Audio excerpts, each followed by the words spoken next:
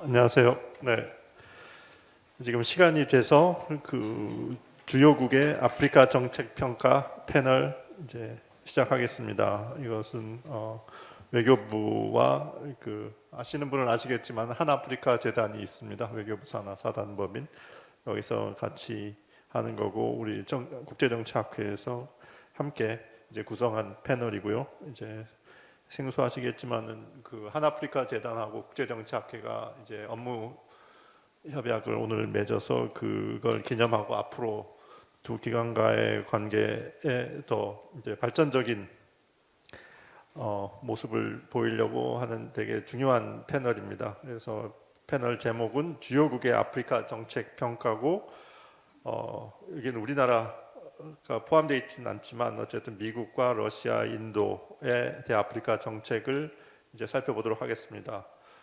우선 이제 여기 참여하신 저는 성균관대학교에 있는 조원빈이라고 합니다. 여기 그러니까 발표자분과 토론자 선생님들을 소개해드리겠습니다. 우선 먼저 동국대 김유원 선생님이십니다. 네, 그 다음에 러시아의 대아프리카 정책을 발표해줄 김동석 선생님은 이제 그러니까 오늘 여기에 아프리카 대사관에서 몇 분이 방문해서 호스트하느라고 좀 늦으신다고 합니다. 좀 잠시 후에 오실 테고요. 다음에 인도 아프리카 진출을 발표해 주실 포스코 경영연구원의 김용식 선생님이십니다. 네, 그리고 토론자로는 우선 제 옆에 순서대로 말씀드리겠습니다. 서울대 김윤희 선생님이십니다. 두 번째는 서울대 김태균 선생님이십니다. 그리고 국립외교원의 박민정 선생님이십니다. 네, 그러면은 저희들이 2시부터 해서 3시 50분까지니까 한 선생님당 20분씩, 20분에서 25분씩 이제 발표를 해주시면 좋겠습니다. 발표는 PPT로 할 거고 여기 토론자 선생님들은 여기 앉아서 계실 건가요? 아니면 자리를 이 앞에 있구나. 그러니까 네네 알겠습니다. 네, 그냥 자리에 앉으셔도 될 것 같습니다.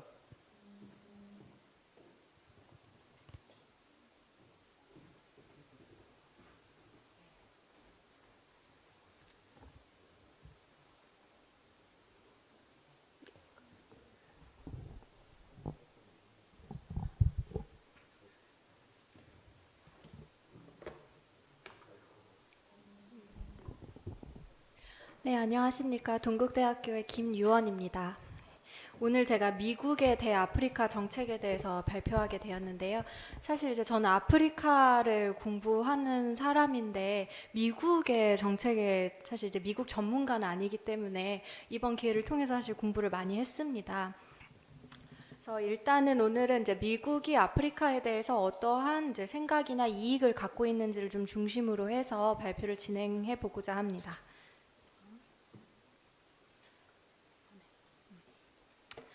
일단 먼저 이 연구의 배경을 간략히 설명드리겠습니다.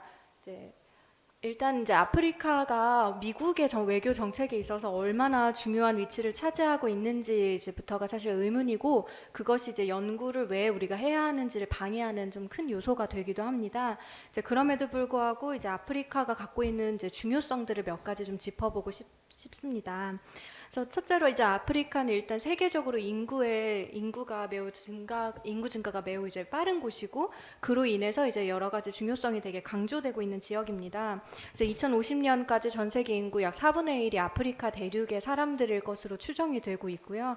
이제 다른 지역에 비해서 인구가 많이 차지하고 그로 인해서 빠르게 이제 진행되는 도시화라든지 뭐 청년층과 소비층의 인구 증가 등이 이제 아프리카의 중요성을 전 세계로 하여금 재조명하게 만들고 있습니다.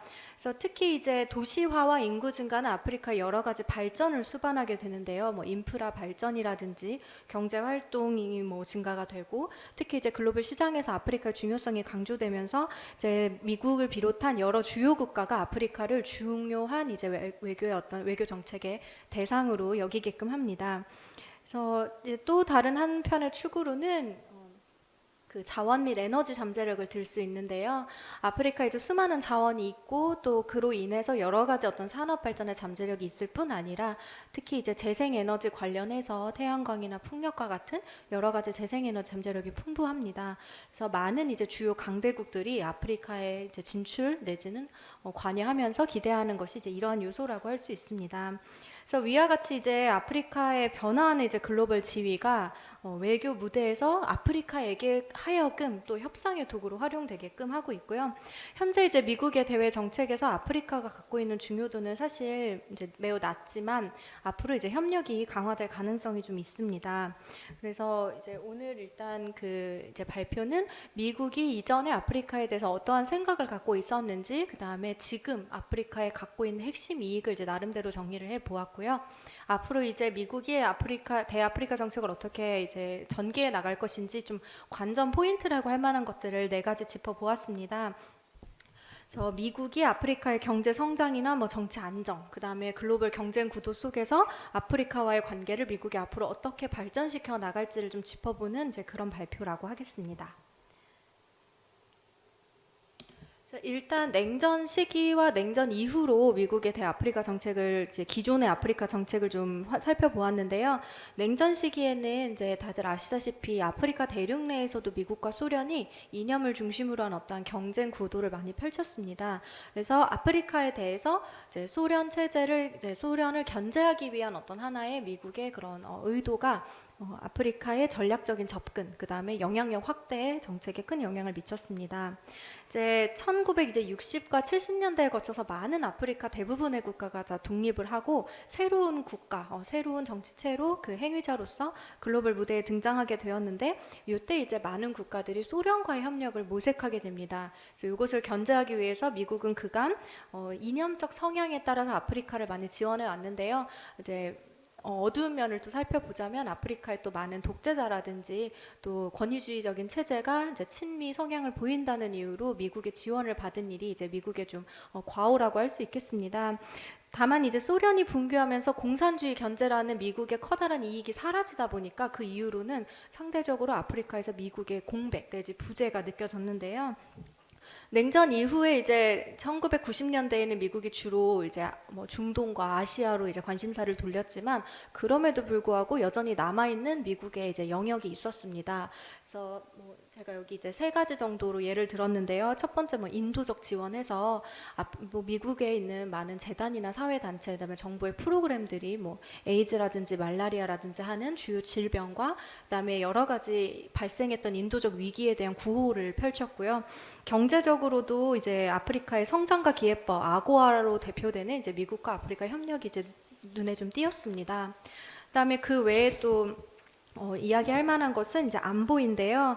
이제 9.11 테러 이후에 미국이 이제 외국에서 벌어지는 어떤 안보 불안정이 자국으로 미치는 부정적인 영향을 걱정해서 아프리카에서 이제 설립하게 된 범4.19 구상 같은 것이 점차 확대되어서 현재에도 이제 아프리카에 있는 파트너 국가 내에서 어떤 테러 위협을 저지하는 데 미국이 적극적으로 관여를 하고 있습니다. 그래서 미국이 이제 갖고 있는 대아프리카 정책은 초기에는 대체로 이념 경쟁의 성향이었다면 현재에는 이제 다차원적인 면에서 이제 펼쳐지고 있고요.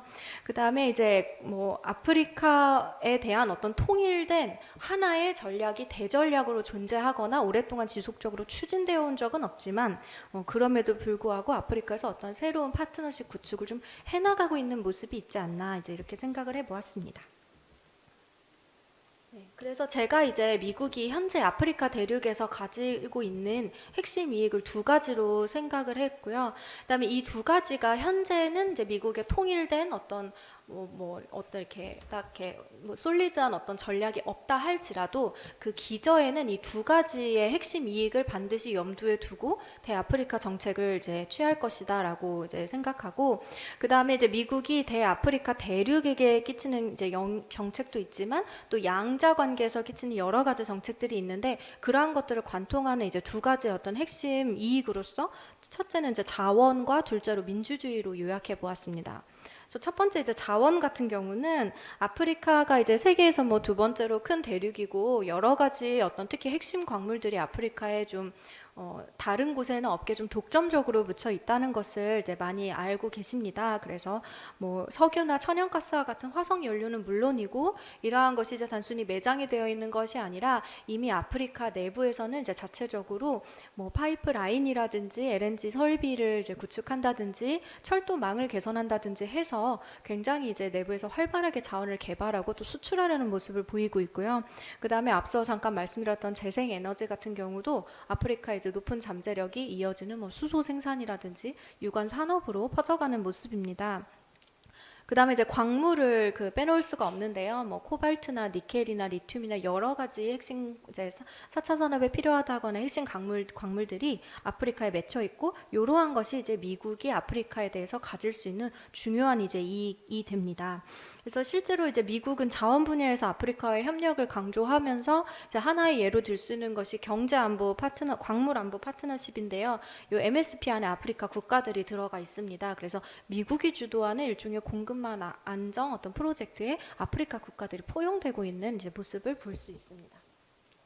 그래서 이게 이제 다른 대륙에는 없는 독점적인 광물들이기 때문에 아마도 앞으로도 아프리카에 대한 어떤 협력은 확대되지 않을까 생각을 하고요. 그 다음에 이제 두 번째로 중요한 이익이자 가치가 바로 민주주의입니다. 그래서 미국은 사실 아프리카뿐 아니라 여러 다른 지역에 모두 이제 외교 정책을 전개할 때 민주주의를 되게 중요한 가치이자 이제 본인들의 어떤 정당한 어떤 요건 중에 하나로 주장을 해왔습니다. 그래서 아프리카의 많은 국가가 사실 민주화를 경험도 했고 민주화로 나아가고 있지만 또 그만큼 또 많은 수가 아직 민주화나 굿 거버넌스와는 거리가 먼데요. 그래서 이러한 정치적 불안정 등이 이제 아프리카에 사실 눈에 띕니다. 그래서 미국이 아프리카에 이제 진출을 하거나 뭔가 관여를 할 때에는 이제 분명히 민주주의 확산을 위한 어떤 장기적인 지원 정책을 펼 것이다.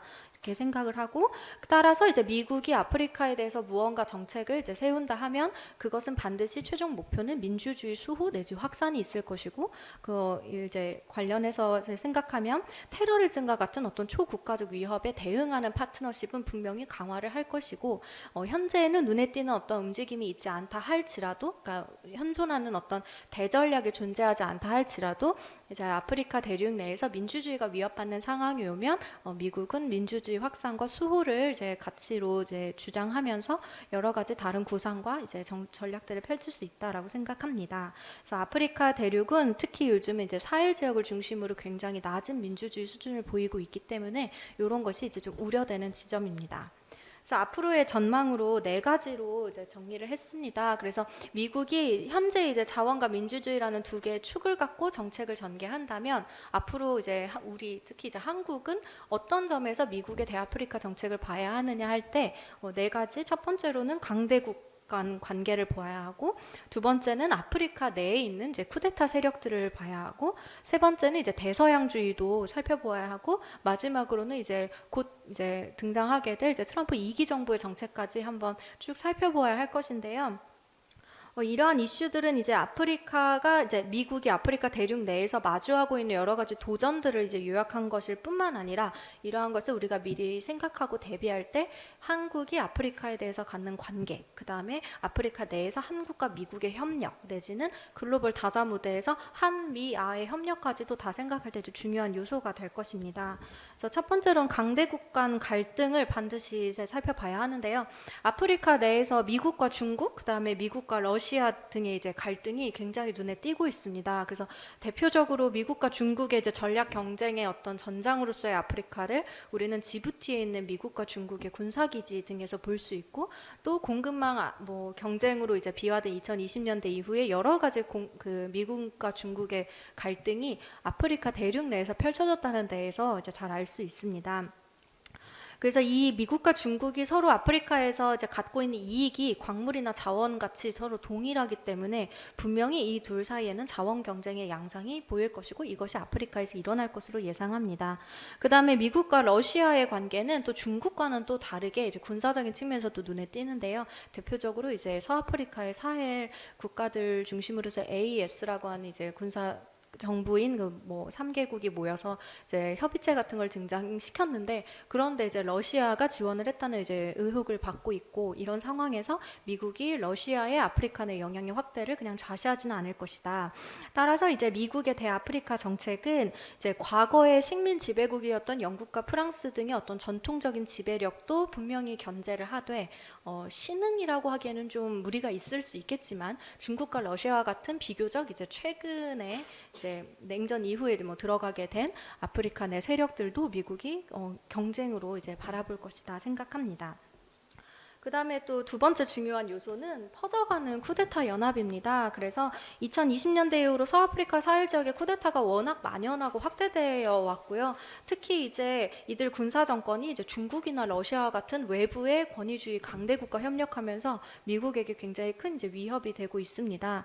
그래서 이제 제가 생각할 때에는 아프리카 연합이나 지역 기구를 통해서 미국이 아프리카에게 어떤 거버넌스 안정이나 이런 권위주의적인 정부에 대한 압박을 할 수도 있겠지만 그것이 사실 효과적이지는 않을 걸로 예상하기 때문에 앞으로 미국이 아프리카에 대해서 어떠한 지원 정책이나 협력 정책을 취할 때 이러한 쿠데타 연합 내지는 권위주의 정부가 점점 확산되는 것을 이제 분명히 해결해야 할 것입니다.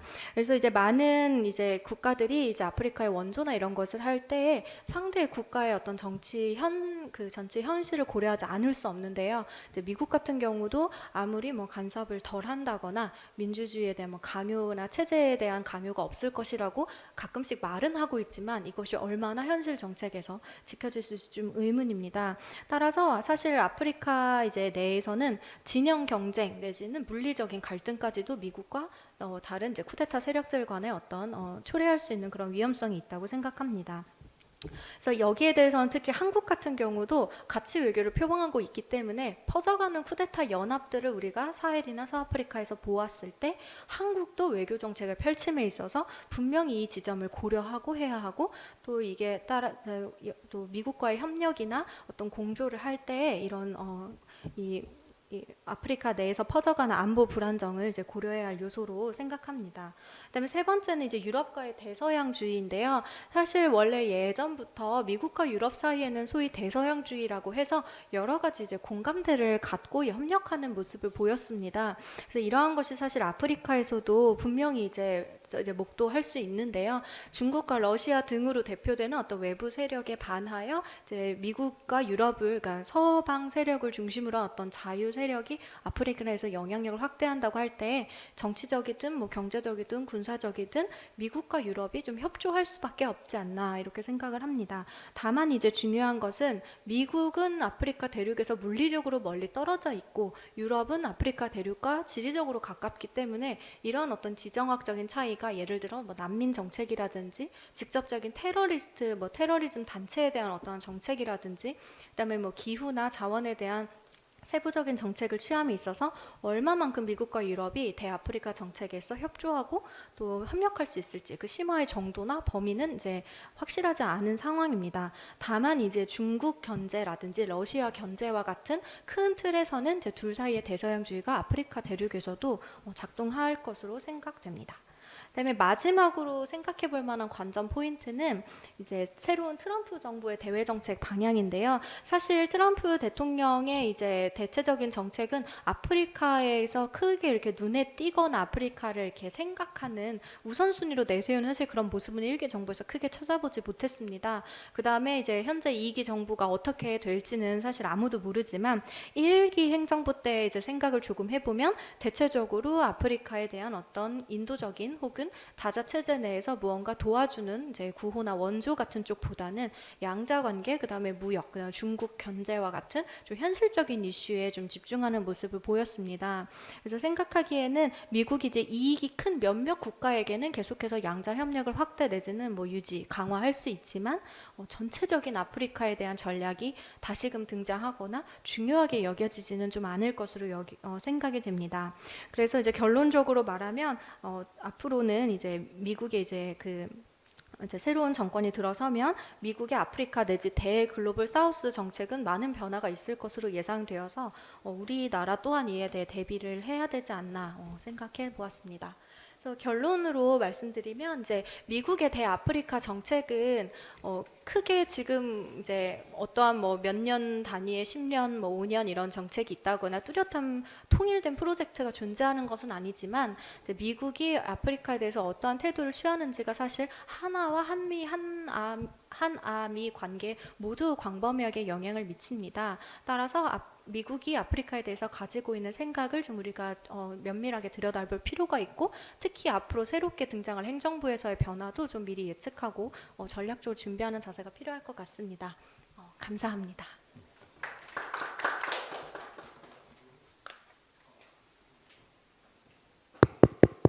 네, 김유원 선생님께서 미국의 대아프리카 정책 그 원칙, 자원과 민주주의를 기준으로 하고 그 외에 그 현실적으로 그 미국이 아프리카에 어떤 정책을 취해왔는지, 그리고 마지막으로는 그 트럼프 2기가 들어서는데 과연 트럼프 2기에서 대아프리카 정책이 어떻게 변할 것인지에 대해서 짧은 시간에 많은 것들을 발표해 주셨습니다. 네. 다음에는 이제 김용식 선생님께서 인도의 아프리카 진출에 대해서 발표해 드리겠습니다.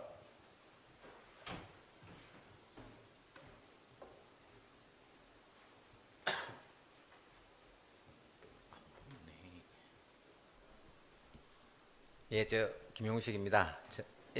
저는 정책 전공이 아니고 국제경영 전공이고요. 그리고 제가 인도에서 5년간 살았기 때문에 인도 전문가로 온 것이지 아프리카 전문가로 온 건 아니고, 인도가 과연 아프리카를 어떻게 보고 있느냐, 그 정부 정책 변화라든지 우리한테 한국 기업들이 과연 어떻게 나갈 것이냐, 주로 제가 있는 곳이 기업 사이드라 보니까 그런 실물 차원에서 간단하게 말씀을 드리도록 하겠습니다.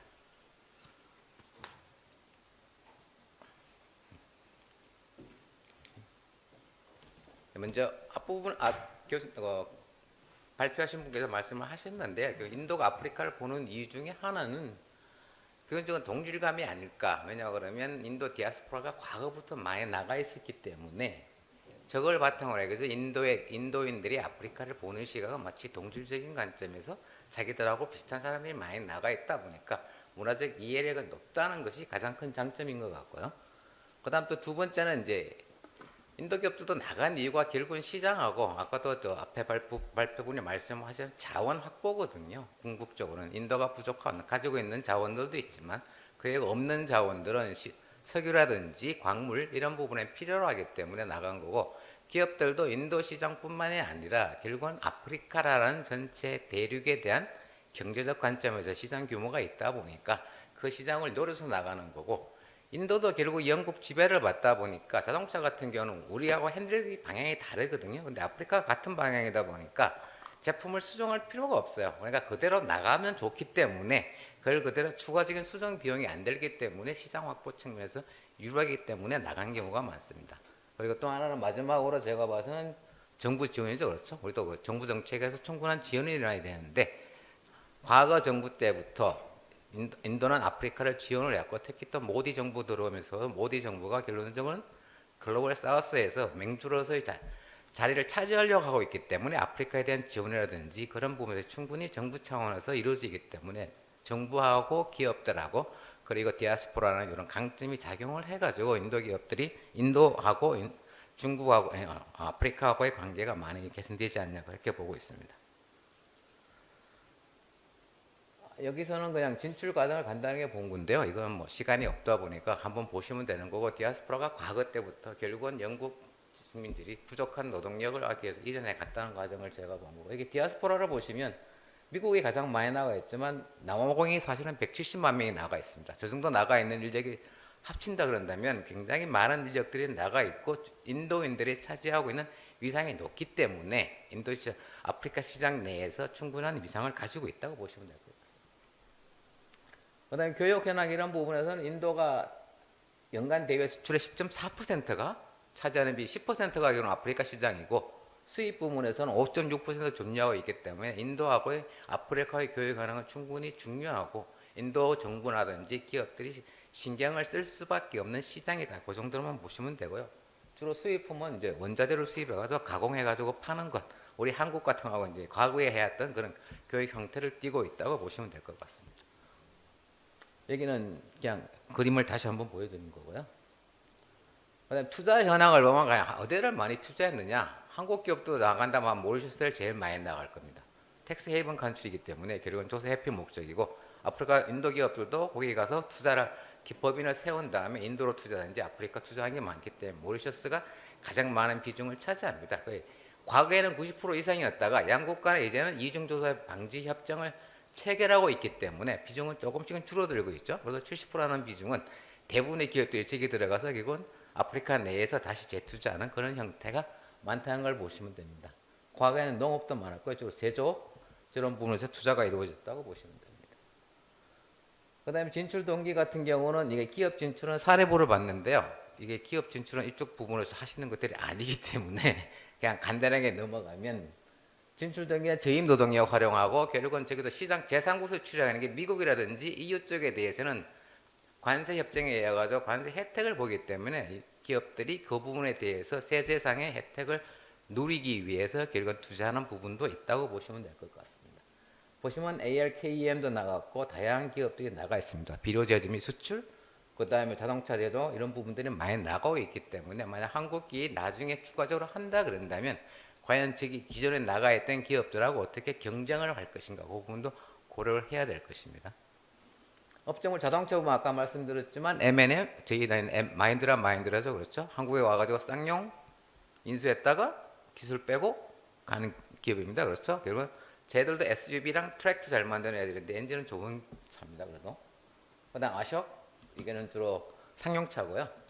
이동통신은 바라티 에이틀 통신시장 릴라이언스라는 게 지금 무키네 안바시의 동생인 릴라이언스 안바니가 만드는 회사고 좀 통신 부분하고 결국은 자동차 부분에서는 인도 기업들의 투자 비중이 높다고 보시면 됩니다. 석유도 나가 있고 그렇죠. 인도 석유공사가 나가가지고 아프리카에 석유 개척하고 있고 그다음에 광물 부분도 충분히 나가 있고 또 하나는 또 재활용 부분도 이미 인도 기업들은 나가가지고 현재에서 폐플라스틱 수집을 해서 자원 재활용하는 기업 분야까지 다양하게 진출해 있습니다. 가장 그래도 유명한 기업 중에 하나가 타타고요. 타타는 77년도부터 나가가지고 지금까지도 굉장히 잘하고 있는 기업들이죠. 그렇죠? 한국 기업도 나간다 그런다면 타타가 과연 어떻게 나가가지고 장기적인 신뢰관계를 쌓고 그리고 특정 업종부터 나간 다음에 결론적으로는 자기가 강점 있는 부분 나간 다음에 익스펜션을 해 나가는 전략이거든요. 무조건 다 나갈 수도 없는 거고 초기에 어떤 부분은 들어가고 난 다음에 그 부분에 대한 시너지를 고려를 해서 점진적으로 사업 범위를 넓혀왔기 때문에 이런 기업도 있다고 보시면 될 것 같습니다. 최근에 많이 하고 있는 게 위에 있는 아단입니다. 그렇죠? 관심 있는 분들은 아단이 보셨을 텐데 제가 가장 최근에 떠오른 가장 대표적인 기업이고 또 가장 언론에 주목 많이 받는 기업이죠. 그렇죠? 미국에서 지금 브라이브리 걸어가지고 지금 부정거래가 또 한 판 걸어놨기 때문에 얘가 문제인데 어쨌든 모디 지금 현 정부에 있는 모디 정권의 가장 큰 지지를 받는 기업이고 유착 관계가 워낙 강하다 보니까 인프라 그 다음에 항공 다 가지고 있기 때문에 얘가 거의 자산 가치로 따지면 한때는 릴라이언스 안반을 넘어섰다가 지금은 주가가 떨어지고 조금은 떨어졌는데 어쨌든 무신장 부자입니다. 그렇죠? 다행을 하고 있어요. 그래서 얘들도 보면 에너지도 가고 있고 에어포트도 하고 있고 포트 다 가고 있죠. 그렇죠? 저 부분에 들어갔는데 미국 지금 정부가 건거 있기 때문에 이 부분에 대해서는 투자가 아마 지연될 가능성이 있다고 보시면 될 겁니다. 그렇죠? 아까 말씀드린 릴라이언스 그 다음에 타타 여기도 타타는 이제 계속 나오고 있기 때문에 여기도 타타도 보면 최근에는 제기호 랜드로버도 판다 그러죠. 그렇죠? 아직까지 제기로 봐서는 충분한 고객은 없다고 그러지만 시장이 커가다 보니까 이제는 제품군에서도 브랜드가 높은 제품까지 고급 제품까지 나오고 있는 상황입니다. 그렇죠? 그 다음에 보면 인도 정부 차원에서 보면 시기별 대아프리카 정책이 변화되어 왔다는 거죠. 그렇죠? 정부 지원 차원에서는 포커스 아프리카 해가지고 02년도부터 아프리카 시장에 대해서 공을 들여왔고 인도 최초의 대아프리카 정책으로 보시면 됩니다. 수출입은행 활용 주로 자금 지원이죠, 그렇죠? 자금 지원 같은 거 해가지고 경제 발전을 일으키고 그 자금 가지고 저희도 하는 거죠, 그렇죠? 기본적으로 저기에 대해서는 이제 뭐 물론 사업권하고 연계된 것도 있겠지만 그 부분보다는 인도적 차원에서 지원해주는 부분이 많았던 거고요. 그다음 팀9 이니셔티브 해가지고 서아프리카 협력 강화하고 단계적으로 보시면 기본적으로 관세 특혜제도 이루어졌고 버마리카 인네트워크 해가지고 인도 정부가 지금은 강점을 가지고 있는 IT 부문에서도 협력을 강화하고 있다고 그렇게 보시면 됩니다. 오랜된 관계를 바탕으로 해가지고 점진적으로 넓혀왔기 때문에 그 부분에 대해서는 시기적으로도 쟤네들이 풍분히 넓혀오고 있다는 걸 보시면 되고 옆에 보시면 될 것 같고요.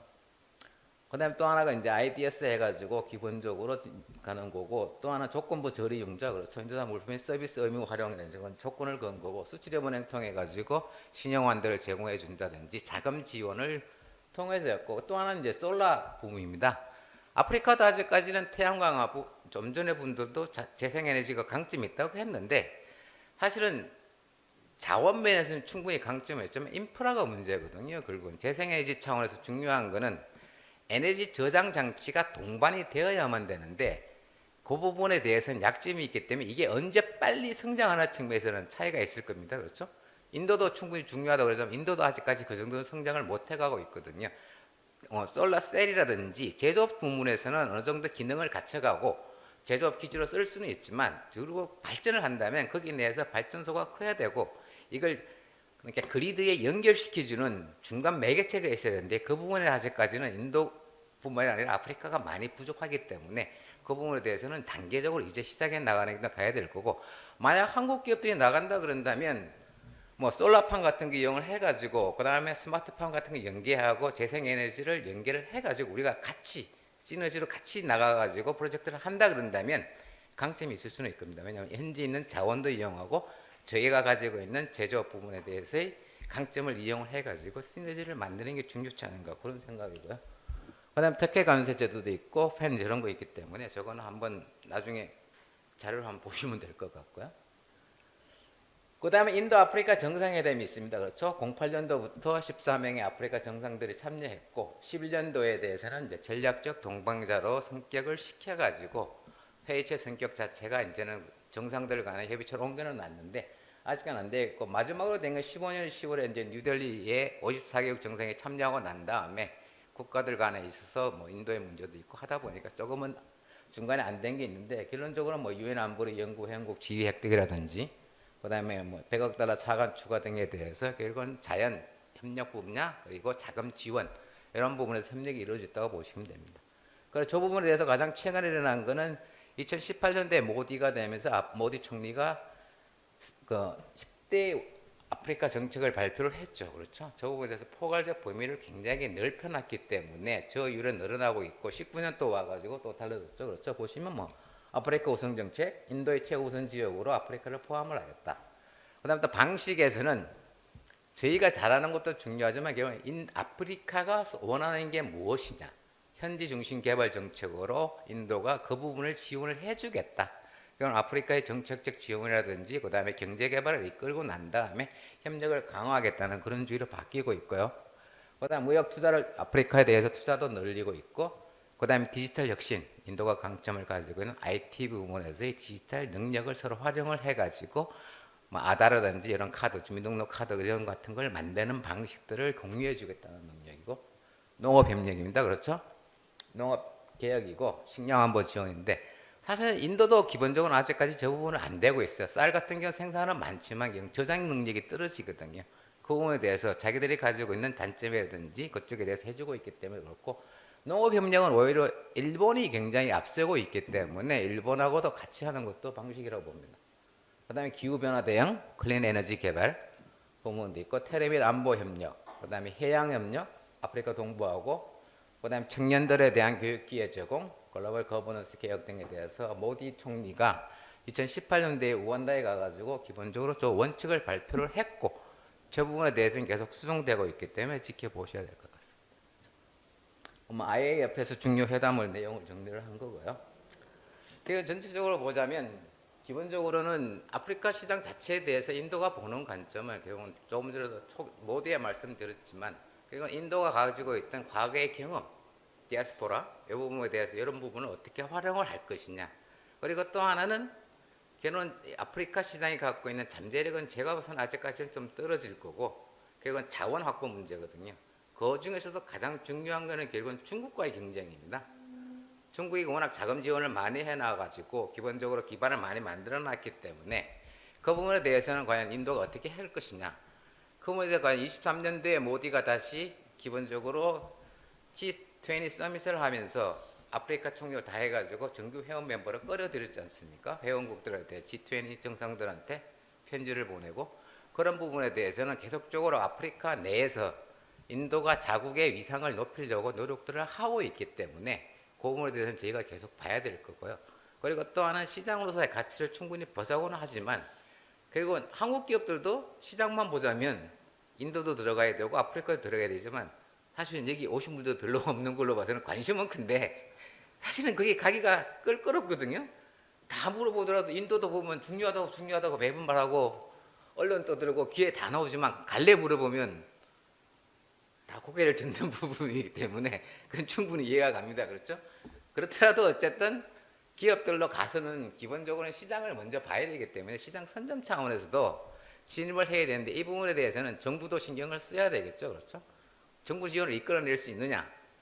그거는 저도 잘 모르겠습니다. 그죠? 정부 지원을 충분히 이끌어내고 아까 모디 총리 같은 거 봤듯이 기본적으로 계속적으로 협상을 이용을 해가지고 결국은 고위급 레벨로 가야 될 거고 정례적인 모임을 하자는데 그거는 될 수 있는가는 모르겠습니다. 그렇더라도 계속 말씀을 하셔야 될 거기 때문에 그 부분에 대해서는 한국하고 아프리카하고의 정례 해당급을 고위급으로 높이고 그 부분에 대해서 계속적으로 정례적으로 아니면 정기적으로 2년에 한 번이라도 교류 협력 기회를 계속 넓혀가는 게 필요하지 않나 생각이고요. 그다음 또 하나 기업들 차원에서 마시자면 지금 과연 뭘 들어갈 거냐 이거죠. 그렇죠? 한국 기업들 입장에서 중국이 들어가는데 자원 가지고 들어가려면 문제는 중국하고의 경쟁입니다. 그렇죠? 중국이 이미 터 닦아 놓은 게 너무나 많아요. 그 부분은 저희가 이제 비집고 들어갈 수 있냐 이런 부분도 있고 사실 저희 기업 들어가자면 제가 인도도 전공한 게 문제가 아니고 결국은 인도 기업하고 협력을 통해 가지고 안 된다면 중국을 견제하기 위해서는 같이 들어가는 것도 방법으로 저는 생각을 합니다. 그 부분에 들어가 가지고 어느 정도 협력을 쌓고 그 부분에 대해서 점진적으로 넓혀가야 되는 거지. 한꺼번에 대형 프로젝트 짜는 거는 사실은 국가들 간의 협력에서 중요치는 달성 가능한 것 같지는 않습니다. 그 부분에 대해서 협력을 강화하는 게 필요하고요. 그 다음 들어갈 때 한국 기업들이 제일 싫어하는 건 자기가 혼자 가서 먼저 만드는 거 하는데 결국은 M&A나 JV도 충분히 고려를 해봐야 되겠고 물론 아프리카 자체 내에서 기업들이 그런 부분에 활용할 수 있는 기업은 없다고는 볼 수는 있지만 그렇지 않다면 현지 기업이 아니라 다른 제3국 기업하고 공동으로 들어가서 사업을 추진하는 것도 하나의 방법입니다. 그런데 문제는 한국 기업들은 먼저 자기가 마음을 열고 파트너랑 잘 지내는 방법을 잘 모르죠. 그렇죠? 충분히 인정을 하고 같이 공감대를 가야 되는데 공감대가 안 되기 때문에 그건 좀 문제고요. 어쨌든 그리고 또 하나는 자기들이 잘하는 부분을 들어가야 된다. 그리고 나는 전진적으로 확대를 해야 되겠고 현지 거포, 디아스포라 이런 거 활용하면 좋은데 제가 아프리카는 잘 몰라가지고 한국인 교포가 아마 그렇게 많지는 않을 겁니다. 그렇죠? 그렇다도 한국인들의 가장 큰 장점은 사실 어느 나라 가도 한국 분들은 계시거든요. 그죠? 그 한국 분들을 충분히 활용이 중요하고 또 하나는 뭐 믿지는 많은 게 중요한데 그렇더라도 현지 교포를 활용을 해가지고 사업 진출도 검증이 필요하지 않냐. 그렇기 때문에 이 부분에 대해 제가 간략하게 말씀을 드리고 인도가 어쨌든 아프리카를 보는 이유는 인도 기업들이 글로벌 위상이 모디 총리에 충분히 높아졌기 때문에 이걸 가지고 글로벌 사우스에서는 충분히 자기의 힘을 지금 발휘하려고 하는 거고 또 하나는 인도는 중국도 거반내고 별로 러시아하고는 또 굉장히 친밀한 관계를 유지하고 있기 때문에 굉장히 미국하고는 다른 입장입니다. 그 부분에 대해서는 정치적 측면에서도 옵션이 많기 때문에 오히려 그 부분에서는 오히려 인도 기업, 인도나 인도 정부, 기업 이런 부분들을 활용하는 것도 우리가 한번 필요치 않냐 그런 생각을 해봤습니다. 예, 이상입니다.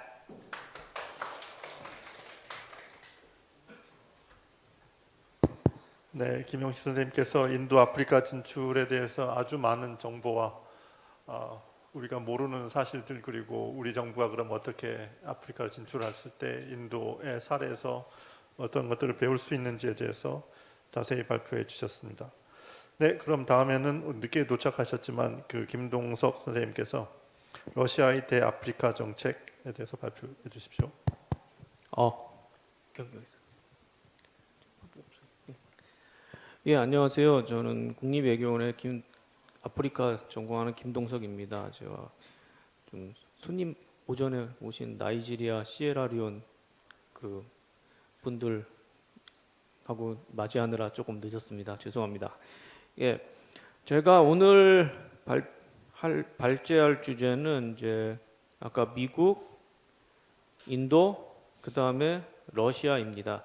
예, 사실 최근에 이제 러시아가 이제 아프리카 진출을 본격화하면서 주목을 받고 있습니다. 그래서 그 사헬 지역에 있는 국가들, 뭐 말리, 부르키나파소, 뭐 니제르, 그다음에 중앙아프리카 공화국, 그다음에 지금 내전 벌어지는 수단이나 리비아 등에서 러시아 용병이 다 있습니다. 그래서 용병도 파병하고 무기 지원도 하고. 근데 이것뿐만이 아니라 이제 다른 짐바브웨나 앙골라나 나이지리아 등에서는 자원 개발 및 원자력 발전소 건설을 추진을 하고 있습니다. 그리고 또 이제 권위주의 혹은 민주주의가 공고하지 않은 국가들 지도자들을 지원해 준다는 의혹도 받고 있고, 그러면서 이제 아프리카 국가 간 고위급 교류가 활발해지고 있습니다. 그래서 2019년에 소치에서 회의 열렸는데 그때는 거의 40개국, 47개국 같은 아프리카 국가장이 참석했고, 예, 이제 작년인가 올해인가 하여튼 두 번째 회의인가가 열렸는데 그때는 조금 적었지만 그래도 10몇 개국 정상이 참여를 했습니다. 그래서 이제 좀 러시아가 진출하면서 이제 사헬 지역에서의 프랑스의 영향력은 이제 줄어들고 있고, 그다음에 많은 서방 국가들은 러시아의 아프리카 진출을 상당히 우려스러운 시선으로 바라보고 있습니다. 그래서 이제 좀 본 연구는 이제 좀 이러한 아프리카 사실 진출이 아니고 옛날에 진출을 했다가 발을 뺐다가 다시 진출하는 거기 때문에 이거는 좀 재진출이라고 하는 게 좀 더 맞습니다. 오히려 그거에 대해서 좀 보고자 하는데, 러시아의 대아프리카 재진출 재개 배경에 무엇이냐? 이제 일단 러시아가 외교 정책이 바뀝니다. 예, 푸틴 들어서 냉전 시대 뭐 아시겠지만 미국과 소련 간 패권 경쟁이 아프리카에서 치열하게 전개됐죠. 그래서 소련은 뭐 사회주의, 반제국주의, 반인종차별 성향의 정부, 반정부 세력을 지원했고, 하여튼 경제 원적 인적 교류 다 전방위적으로 진행했는데 냉전이 종식되면서 러시아가 아프리카에서 발을 빼기 시작합니다. 옐친 때는 뭐 러시아가 아프리카에 이렇게 신경을 쓸 시간 자체가 없었고 국내적인 정치적 경제적 혼란 때문에, 그러다가 2000년대 들어서 이제 러시아 경제가 좀 나아지고 국내 정치가 안정되고 러시아 지도층들 사이에서는 옐친의 이 외교 좀 서구하고 친했죠. 옐친이 북대서양 조약 기구의 동질 망대에 실패했다는 인식이 작용했어요. 그래가지고 공세적 외교 정책이 부활을 해가지고 아프리카에 본격적으로 재진출하기 이전에는 이제 구소련 연방 국가에 대한 영향력 회복을 시도하고 조지아도 침공하고 2014년에 크림반도 병합했죠. 이런 시도의 산물입니다. 거기다 이제 중동으로 가서 시리아 내전에 군사 개입을 하고 정부군 아사드 정부군 지원하고, 그리고 이제 마지막으로 이제 아프리카로 진출을 시도하게 됩니다. 그래서 푸틴은 이제 서구가 주도하는 어떤 자유주의적 국제 질서를 넘어서 이제 비민주적인 거버넌스 모델에 기반한 그런 탈자유주의적 국제 질서라고 하나, 이거에 대한 열망을 지니고 있다고 합니다. 그래서 요즘에는 이게 얼마나 먹힐지 모르겠으나 하여튼 뭐 미국 중심의 체제에 대해 타파 이런 걸 지지하고 있어가지고 이런 메시지가 딱 먹히는 데가 사실 아프리카입니다. 예, 그래서 그거. 그다음에 지금 러시아가 서구의 경제 제재 받고 있는데 이거는 좀 10년 넘었습니다. 10년 정도 됐습니다. 그래서 크림반도 병합 이후 이제 우크라이나 사태 개입 등 하면서 이제 서구 국가들이 러시아에 대해 경제 제재를 해가지고 이제 뭐 러시아 회사들 석유 금융 시장 접근 제한되고 이제 서구 국가들이 뭐 석유나 생산 관련 첨단점이 러시아 수출도 제한되고 그러니까 러시아 경제가 상당히 타격을 입습니다. 그래서 이를 상쇄하기 위해서는 새로운 경제 교류 대상이 모색할 필요가 생겼고 또 아프리카가 이제 한 2000년대부터 떠오르기 시작했고 경제적 잠재력을 이제 점차 이제 발산하기 시작했고 그러다 보니까 이게 딱 맞은 거죠. 그래서 러시아의 니즈에 부합하기 때문에 이제 진출했다. 뭐 이렇게 볼 수 있습니다. 그래서 러시아의 대아프리카 재진출 특징은 자꾸 이제 뉴스에 바그너 용병 얘기가 너무 많이 나중에 바그너 용병 이름 바뀌었어요. 아프리카 콥스라고 이게 옛날 1차 대전 때 독일군의 그 아프리카 그 있거든요. 그거하고 이게 스펠링만 다르지 이제 사실 그 스펠링은 좀 다르지만 하여튼 그 이름은 같은데 그거가 연상돼서 이제 막 군사 협력만 하나보다 뭐 이렇게 생각하시기 쉬운데 러시아의 대아프리카 재진출은 군사 협력하고 자원 에너지 협력이라는 두 가지 축을 중심으로 진행 중입니다. 그래서 러시아는 무기 수출, 용병 파병을 대가로 아프리카 국가들의 천연 자원 개발권을 획득하는 방식으로 이 축을 연결을 시키고 있습니다. 그래서 이러한 협력을 촉진하기 위해서 아프리카 국가가 인적 교류 강화하고 그다음에 우리 디스인포메이션 캠페인이라고 하죠. 허위 정보 줄. 뭐 러시아는 이제 부인을 하겠지만 등을 포괄하는 소프트 파워 전략을 사용하고 있습니다. 그래서 군사 협력 문에서는 이제 냉전 시기에 이제 군사 협력 경험이 많죠. 그렇죠? 옛날 구사회주의 그러니까 아프리카의 사회주의권 국가들 뭐 반제국주의, 반인종차별 투쟁 지원하면서 이제 이게 협력의 경험이 있고 그래가지고 근데 그때 이제 러시아의 지원을 받아서 싸웠던 사람들이 지금 많은 아프리카국에서 지도층입니다 지금. 그래서 러시아와의 군사 협력에 대해서 이제 우호적인 태도를 지니게 됐고 또 이제 아프리카 국가 지도자들은 군사 안보 부분에 이제 더 예산을 많이 투입하는 경향이 있는데 이는 러시아의 군사 부문 진출에 호재를 작용합니다. 그래서 러시아가 현재 한 28개국 정도하고 군사 협력을 공식화했습니다. 뭐 반테러 작전 지원, 뭐 러시아 군사 고문단 상주, 무기 구매, 군장교 러시아 유학 같은 거, 뭐 항구 접근권 이런 거 다 포괄을 하고 그다음에 무기 수출도 이제 대아프리카 무기 수출도 증가를 했습니다. 그래서 2018년부터 러시아의 대아프리카 무기 수출은 미국을 능가하고 있습니다. 그래서 이제 뭐 알제리나 이집트 같은 데 많이 하다가 지금은 이제 에티오피아나 나이지리아 등 새로운 시장 개척에 나서고 있고 그다음에 무기 공급 대가로 자원 개발 확보하는 거 이거는 지금 계속 뭐 금, 뭐 다이아몬드, 그다음에 코발트 뭐 이런 등등등 여러 가지 개발권을 얻으려고 하고 있습니다. 그다음에 러시아는 이제 항구, 그러니까 지정학적으로 중요한 국가 수단이나 뭐 에리트리아나 이런데 군사기지 설치, 그러니까 홍해에 있으니까 이게 굉장히 지정학적으로 중요한 데다가 이제 군사기지, 뭐 항구 뭐 설치하고 뭐 국방협력 강화하고 뭐 그렇게 하고 있습니다. 이를 통해서 이제 미국, 유럽의 세를 견제를 시도하고 있습니다. 그래서 용병 파병은 근데 바그너 용병을 파병을 했었는데 이제 프리고진이 죽었지 않습니까? 그 반란이 일으켜서 거의 뭐 모스크바에서 200km까지 갔다가 이제 죽어가지고 프리고진 사후에는 이 용병들이 러시아 국방부의 통제하로 들어갑니다. 예. 그래서 사실 옛날에는 러시아 정부군하고 용병하고 조금 구별이 갔는데 요즘은 이제 러시아 용병함은 거의 그냥 러시아 정부가 통제한다고 보시면 됩니다. 그래서 여러 국가 이제 바그너 용병 뭐 이제 지금 아프리카 콥스로 바뀌었지만 상주를 하고 있습니다. 그래서 말리에 지금 많이 가 있고 수단, 뭐 리비아 이런 데도 지금 그 아프리카군 용병이 활약하고 있습니다. 그다음에 자원 에너지 협력은 아프리카 진출의 축입니다. 그래서 러시아가 자원이 많다고 알려져 있습니다. 보통 뭐 시베리아에 어마어마한 자원이 매장돼 있고 뭐 이런 얘기 많이 하는데 근데 이제 문제는 척박한 땅에 매장돼 있어가지고 개발이 어렵습니다. 매장량도 한정돼 있고 그러니까 아프리카 대륙에서 개발해가지고 수입하는 게 오히려 더 쌀 수가 있습니다. 예, 경제적으로.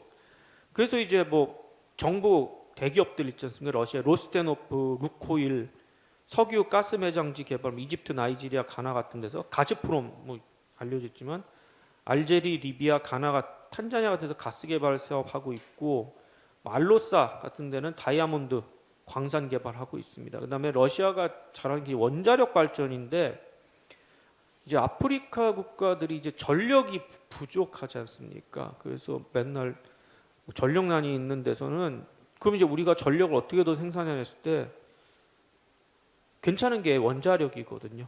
예. 요즘 뭐 클린 에너지 하고 하는데 이제 그게 원자력하고 어느 정도 맞고 그렇죠? 그렇기 때문에 이제 전력 생산의 효율성을 지닌 원자력 발전에 관심을 갖습니다. 그래서 아프리카가 러시아 원자력 발전 수출의 유명한 시장으로 등장합니다. 그래서 그러니까 아프리카가 돈이 없어서 못 짓겠다고 하면 그건 지원을 해줍니다. 그래서 이집트 같은 데서 로사톰이 2020년 이집트에 첫 번째 원자력 발전 건설 시작했고 이를 위해 250억 달러의 차관을 제공했습니다. 그래가지고 이 자원 개발 회사들이 이제 반국영인 관계로 이들 회사의 투자가 종종 군사협력 추진으로 이어지고 있다는 얘기, 이제 그런 주장의 설득력을 얻고 있습니다. 그래서 예를 들어 러시아가 나이지리아에 원자력 발전소 2개 건설을 짓는다 하고서 나이지리아의 보코하람 소탄 작전 지원 약속하고 이런 것들. 그다음에 그 아프리카의 그 기니나 뭐 이런데 이제 지도자들을 이제 지원을 해주는 거, 장기 집권 이런 거를 지원을 해주고 막 이런 걸 이제 좀 권위적이고 좀 부패한 지도자들을 지원한다는 비판에 직면해 있습니다. 이 두 개 군사협력과 에너지 자원 협력을 위해서 소프트 파워 전략을 활용하고 있습니다. 그래서 구소련부터 러시아는 이 아프리카 국가들과 유대가 단단합니다. 예. 이제 70년대부터 40만 명 이상의 아프리카 학생들이 구소련에서 유학을 했고요. 파트리스 루문바 대학이라고 이제 그 콩고의 그 독립 지도자 이름을 딴 대학도 있고 지금 이름이 바뀌었는데 그리고 지금 몇몇 이제 대통령 뭐 고위 인사들이 다 러시아에서 교육을 받았습니다. 예. 지금 뭐 앙골라 현 대통령, 남아공의 타보 므베키 전 대통령, 말리 전 대통령 등등 뭐 나미비아 전 대통령 등등 다 러시아에서 군사유학을 했습니다. 그러니까 이제 이들이 집권하면서 이제 러시아의 우호적일 수밖에 없는 거죠. 그래서 이러한 이게 좀 냉전 끝나면서 이제 좀 줄어들었었는데 축소가 됐었는데 이런 엘리트 교육 훈련 시스템을 다시 재건을 합니다. 그래서 유학생도 많이 유치하고 그렇죠? 현재 한 17,000명의 아프리카 유학생들이 러시아에서 공부하고 있고 그다음에 수천 명의 아프리카 국가 출신 장교들이 러시아 군사학교를 졸업을 하고 거기서 공부를 하고 있습니다.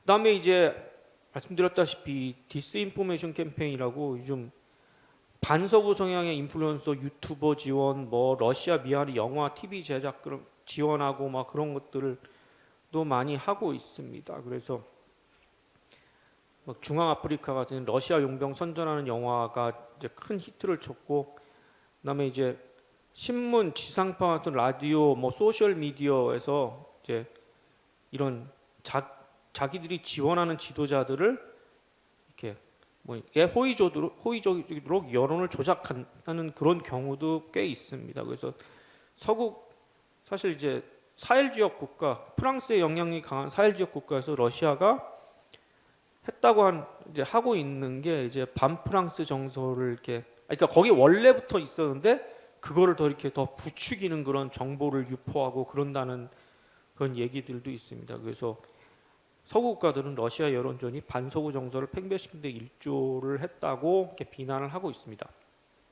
자, 이러한 러시아의 재진출에 대해서 아프리카는 어떤 입장이냐?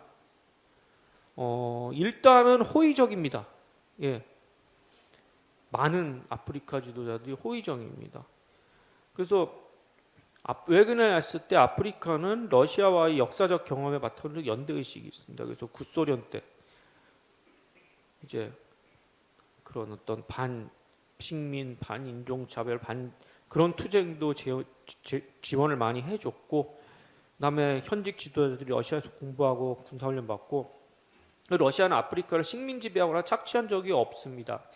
물론 시도는 했어요. 시도는 했지만 그 옛날 어떤 사설 보니까 시도는 했는데 이게 안 됐다 그러더라고요. 그 공산화되기 이전에. 예. 근데 어쨌든 없습니다. 예. 그 다음에 아프리카 지도자들이 이제 겉으로는 이제 서구 국가들하고 이게 관계를 강화하면 모색한다 뭐 이렇게 하지만 거의 대부분 서구에 대한 반감은 이게 친미든 뭐 친불이든 하여튼 다 지니고 있습니다. 서구에 대한 반감은 그건 어디 가나 다 느낄 수가 있고, 이러한 반감이 러시아 재진출에 호의적인 반응을 야기를 합니다. 그래서 서구 국가들은 뭐 원조할 때도 막 거버넌스 개선, 민주주의 좀 요구하고 이거 해라 저거 해라 내정 간섭 뭐 하고 그러는데, 러시아는 이제 절대 그런 게 없습니다. 예. 중국 같이. 예. 그다음에 이제 그러니까 이제 아프리카 국가들은 또 식민 지배 트라우마로 인해서 이제 내정 불간섭 원칙을 하는데 고소한데, 러시아가 여기에 이제 지지하는 입장을 취하고, 하여튼 이런 이유로 이제 아프리카 국가들이 러시아와의 협력 강화를 추진하도록 유도를 하고, 협력 강화를 추구하도록 유도를 하고 있습니다. 그래서 이제 사헬 지역 국가들은 거의 이제 러시아와의 협력을 강화하고 있고, 얼마 전에 이제 프랑스 군이 주둔해 있고 프랑스의 이제 테러 작전, 뭐 바르카 작전, 진짜 메인 파트너인 차드도 얼마 전에 저기 프랑스하고 이제 군사협력 중지한다고 선언을 했습니다. 예. 저도 이 뉴스 뭐 되게 깜짝 놀랐는데, 설마 차드가 그럴 리가 있겠냐 했는데, 이게 한 몇 달 전에 이제 푸틴을 만나고 나가지고 그 다음부터 이제 뭐 이제 미군 선거 전에 미군 이제 나 좀 철수해라 하고 하면서 이렇게 됐습니다. 그래서 이제 심지어는 이제 에티오피아나 나이지리아 같은 미국의 주요 군사협력 파트너도 러시아와의 관계 강화를 시도하고 있습니다. 그래서 왜냐하면 이제 미국이 이제 정부군의 이제 그런 이들 국가에서 내전이 벌어졌을 때 정부군의 이제 인권 유린을 자꾸 문제를 삼아가지고 이제 좀 이런 에티오피아나 나이지리아 주지에 반발을 하고, 그러면서 자연스럽게 이제 러시아를 뭐 어떻게 좀 해볼까 하는 그런 생각을 갖고 이제 뭐 실제로 러시아가 접근도 하고 그렇습니다. 그다음에 이제 유엔 총회 결의안 투표 보면은 이제 아프리카 서구의 이 투표, 특히 이제 우크라이나 침공에 관한 결의문이 나올 때마다 서구 국가들하고 아프리카하고 지역하고 이 국가들하고 이게 패턴이 너무나 틀립니다. 그래서 2014년 러시아가 크림반도 병합했을 때는 이제 54개 아프리카 국가 중에 한 35%만 찬성표를 던졌고 나머지 기권했어요. 기권하거나 반대하거나. 근데 이제 2022년에 러시아가 우크라이나 침공하고 나서 바로 했잖아요. 거기서는 이제 절반 정도 28개국이 우크라이나 관련 결의에 찬성표를 던졌어요. 그래가지고 이게 왜 이렇게 증가하냐 했을 때 이제 이거는 이제 주권 침해잖아요. 러시아가 우크라이나에 대해서 침공한 거는 주권 침해고, 아프리카 국가들은 식민 지배 트라우마 때문에 주권 침해 이런 거에 되게 민감합니다. 그래서 이게 이제 이 수가 늘어난 그 찬성을 한 뭐 케냐나 뭐 이집트나 뭐 코트디부아르나 가나나 이런 데가 이제 찬성표를 던진 원인이고, 근데 이제 계속 이제 몇 번 이제 그런 이제 결의안이 나왔는데, 많이 좀 아프리카에서 되게 영향 있는 국가들은 기권하거나 투표에 불참하거나 이런 경우가 많아요. 그래가지고 뭐 남아공, 세네갈, 뭐 탄자니아, 뭐 모로코, 에티오피아 이런 데가 이제 기권하거나 투표에 불참하거나 하고 있습니다. 그래가지고 이제 거의 반 이상인데, 그러니까 러시아와 연대의식, 반서구 정서, 러시아와의 협력 관계, 뭐 그리고 아프리카가 전통적으로 이제 어느 편에 들지 않는 비동맹 성향입니다. 이거는 지금의 이제 아프리카 외교의 거의 그 중심이고, 이걸 굉장히 스마트하게 외교를 전개를 하고 있습니다. 그래서 이런 것들로 인해 러시아에 대한 국제사회 비난에 동참을 거부하고 있습니다. 그리고 뭐 러시아와 이제 예, 식량 생산이나 수급 이런 거 의존하는 국가들은 당연히 기권표 던지고 하여튼 그다음에 비동맹 외교를 그냥 아예 처음부터 표방을 하면서 중립을 유지하고 뭐 그러고 있습니다. 서구 국가들은 이제 되게 못마땅하죠. 예. 러시아 용병의 민간인 학살, 약탈 같은 인권 유린 행위, 허위 조작 정보, 러시아제 무기 대량 이입 등은 이제 내전과 테러 공격 부추길 수 있다고 강조를 하고, 또 서구 국가들은 러시아가 보니까 권위주의적이나 반민주적인 그런 정권을 지원한다고 비난을 하고, 이게 이제 아프리카의 민주주의 공고와 뭐 거버넌스 대선에 장애물이 된다고 이렇게 비판을 합니다.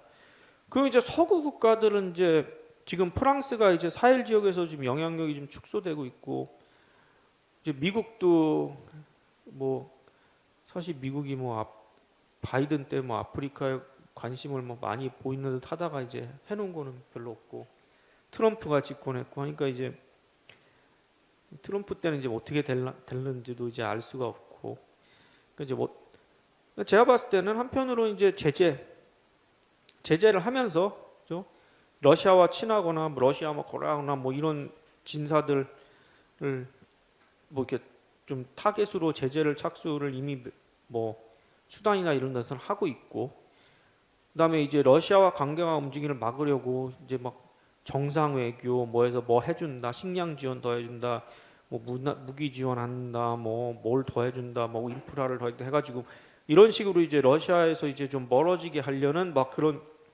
걸 시도를 하고 있는데, 이게 현재로서는 제가 봤을 땐 그렇게 잘 먹히고 있는 것 같지는 않습니다. 그래서 이제 마지막으로 이제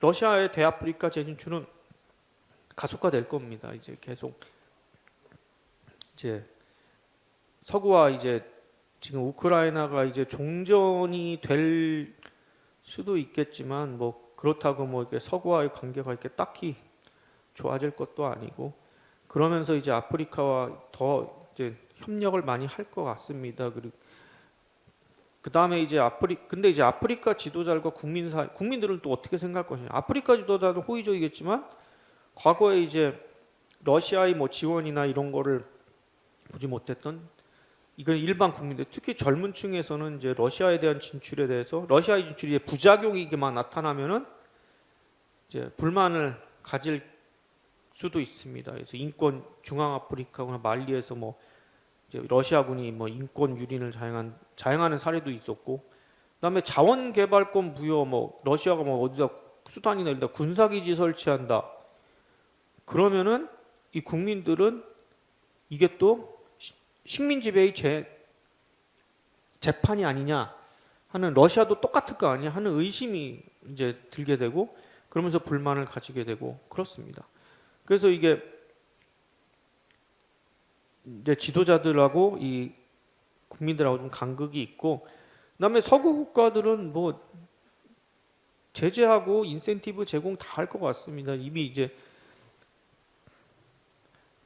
너무 이렇게 뭐 러시아에 밀착한 뭐 국가들 뭐 제재한다 뭐 한다 하면은 오히려 더 반서구 정서 악화시킬 수 있고, 이제 악화가 되면은 진짜 가뜩이나 지금 중국도 지금 영향력을 강화하는 판국에 러시아까지 이렇게 가고 그러면은 진짜 프랑스나 미국이나 뭐 다른 유럽 국가들 진짜 아프리카에서 설 자리가 줄어들 수가 있습니다. 그래가지고 이제 아프리카 국가들과 어떻게든 이제 좀 관계 유지 혹은 강화를 할 어떤 인센티브를 좀 제공해야 되고, 특히 이제 경제 부분, 뭐 자원 개발이라든가, 그다음에 이렇게 좀 중국, 러시아와 이렇게 다른 어떤 그런 아프리카인들의 삶에 좀 그냥 기여할 수 있는 그런 인센티브 늘린다거나 하여튼 좀 그런 방식으로 해가지고 이렇게 러시아의 그 영향력을 좀 확대 이런 거를 좀 견제하지 않을까 그렇게 싶습니다. 예, 이상입니다.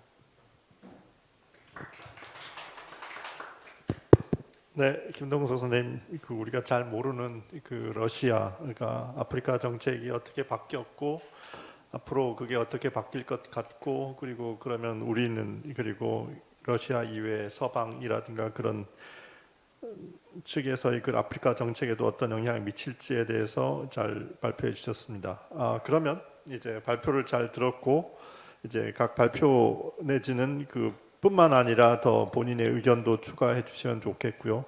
그 우선 발표한 순서대로 김태균 선생님께서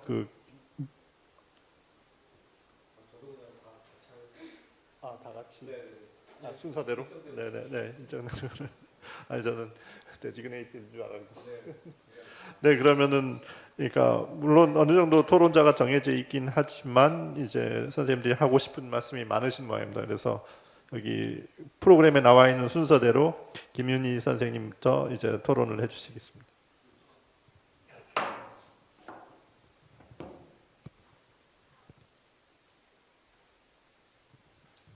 네, 안녕하십니까. 서울대학교 아시아 아프리카 센터 김윤희입니다. 지금 저는 김동석 교수님께서 발표하신 그 러시아의 대아프리카 정책에 관련해서 좀 코멘트를 드리고 싶습니다. 사실 러시아 관련돼서 러시아의 아프리카에 대한 정책과 그리고 그 방향을 알기 위해선 러시아가 최근에 있었던 동향을 좀 알아볼 필요가 있다고 저는 생각이 듭니다. 그래서 그 러시아는 그 우크라이나 전쟁 이후에 좀 본격적으로 아프리카에 관심을 보이기 시작을 했고요. 그 이유는 이제 국제 무대에서 외교적 고립 그리고 서방의 정치 그리고 경제 제재에 직면했기 때문입니다. 그래서 그 이유 때문이라도 이러한 상황에서 벗어나기 위해서 아프리카를 포함한 좀 글로벌 사우스에 주력하고 있다라는 점이 좀 이전과 다르게 돋보인다고도 볼 수가 있고요. 그래서 이거를 글로벌 사우스를 통해서 전쟁의 정당성 확보, 우크라이나에 대한 정당성 확보, 그리고 서방 국가에 대한 제재 영향 완화, 그 러시아의 경제적 기반 확대, 그리고 다극화 세계 질서 구축이라는 전략적 목표를 좀 세우고 있습니다.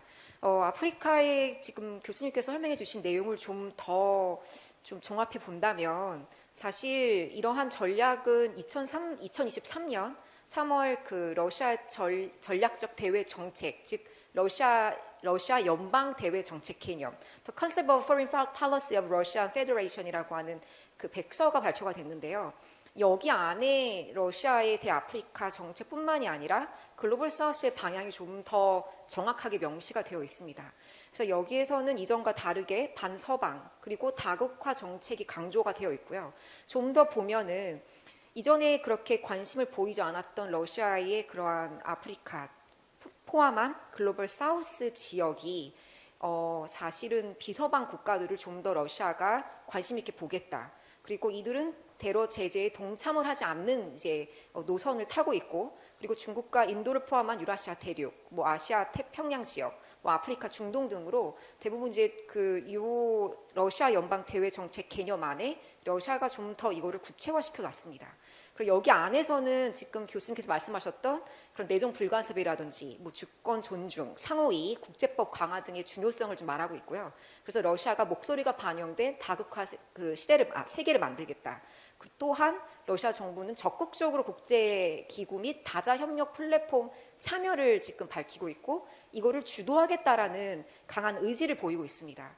그래서 또한 더 나아가서는 이제 글로벌 사우스 지역의 러시아의 영향 확대를 위해서 이전보다도 더 본격적으로 문화 안보 그리고 정치 분야의 확고한 기반을 확보하겠다라고 하는 강한 의지가 여기 개념에 2003년도에 분명히 명시가 되어 있고요.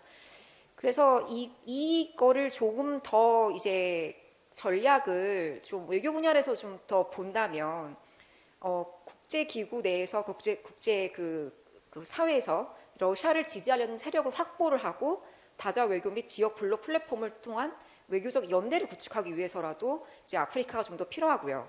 그리고 다극 질서 구축을 위해서 정치적 연대 강화, 뭐 서방 제재 회피를 위한 대체 협력 그 체제를 확보해서 외교적 자율성을 좀 증대하고 싶어합니다.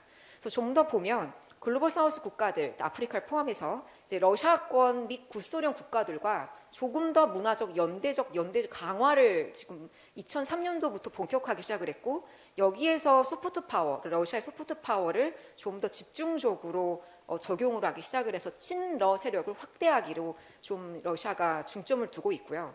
또한 중국과의 협력도 러시아 정부도 굉장히 무시를 못하기 때문에 중국과 협력을 통해서 이제 브릭스 플러스라는 이제 플랫폼도 있고 그 이제 글로벌 사우스 지역과 다자 관계를 좀 더 구축하고 서방 견제에 공동 대응을 좀 계획을 하고 있습니다. 그래서 이제 아프리카를 좀 더 본다면 우크라이나 전쟁 이전에는 그렇게 아프리카에 관심이 없다가 전쟁이 터지고 나서 상대적으로 낮은 우선순위였던 아프리카 지역을 러시아가 외교 전략의 주요 국가로 선정을 하고 이제 이거는 이전에 했던 과거 소련 시절 교수 말씀하셨지만 소련 시절의 유산과 경제적 군사적 플랫폼 기반으로 좀 더 확대를 하기 시작을 합니다. 하지만 아직까지도 그때 있었던 과거 소련 시절에 그 진행했던 전략을 바탕으로 하기 때문에 여전히 좀 한계성은 있다라는 단점이 있지만 그래도 전쟁 이후에 아프리카를 대상으로 전략을 확대하겠다라는 의지를 좀 강하게 보이고 있다라는 게 좀 그 중점적인 부분이고요.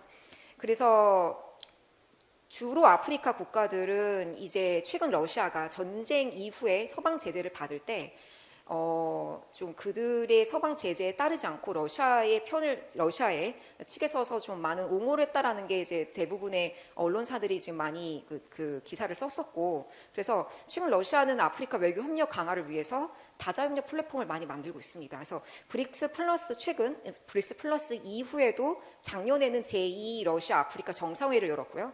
그리고 올해에는 남부 소치에서 제1 러시아 아프리카 파트너십 포럼을 열어서 그러니까 중국과 아프리카의 그런 협력 그 다자협력 플랫폼을 좀 모방해서 러시아화를 만들려는 게 좀 핵심 포인트라고 할 수 있습니다. 그래서 그 러시아는 아프리카 파트너십 아니면 정상회의 이런 포럼을 통해서도 그 장관급 인사들이 거의 뭐 이제 아프리카에서 45개국을 초청을 해서 거의 1,500명의 그런 대표단과 함께 지속 가능한 개발, 뭐 테러리즘 및 극단주의와 싸움, 뭐 전염병 퇴치, 식량 문제, 뭐 자연대해 등 뭐 다양한 분야에서 전폭적인 지원을 하겠다고 밝혔고요.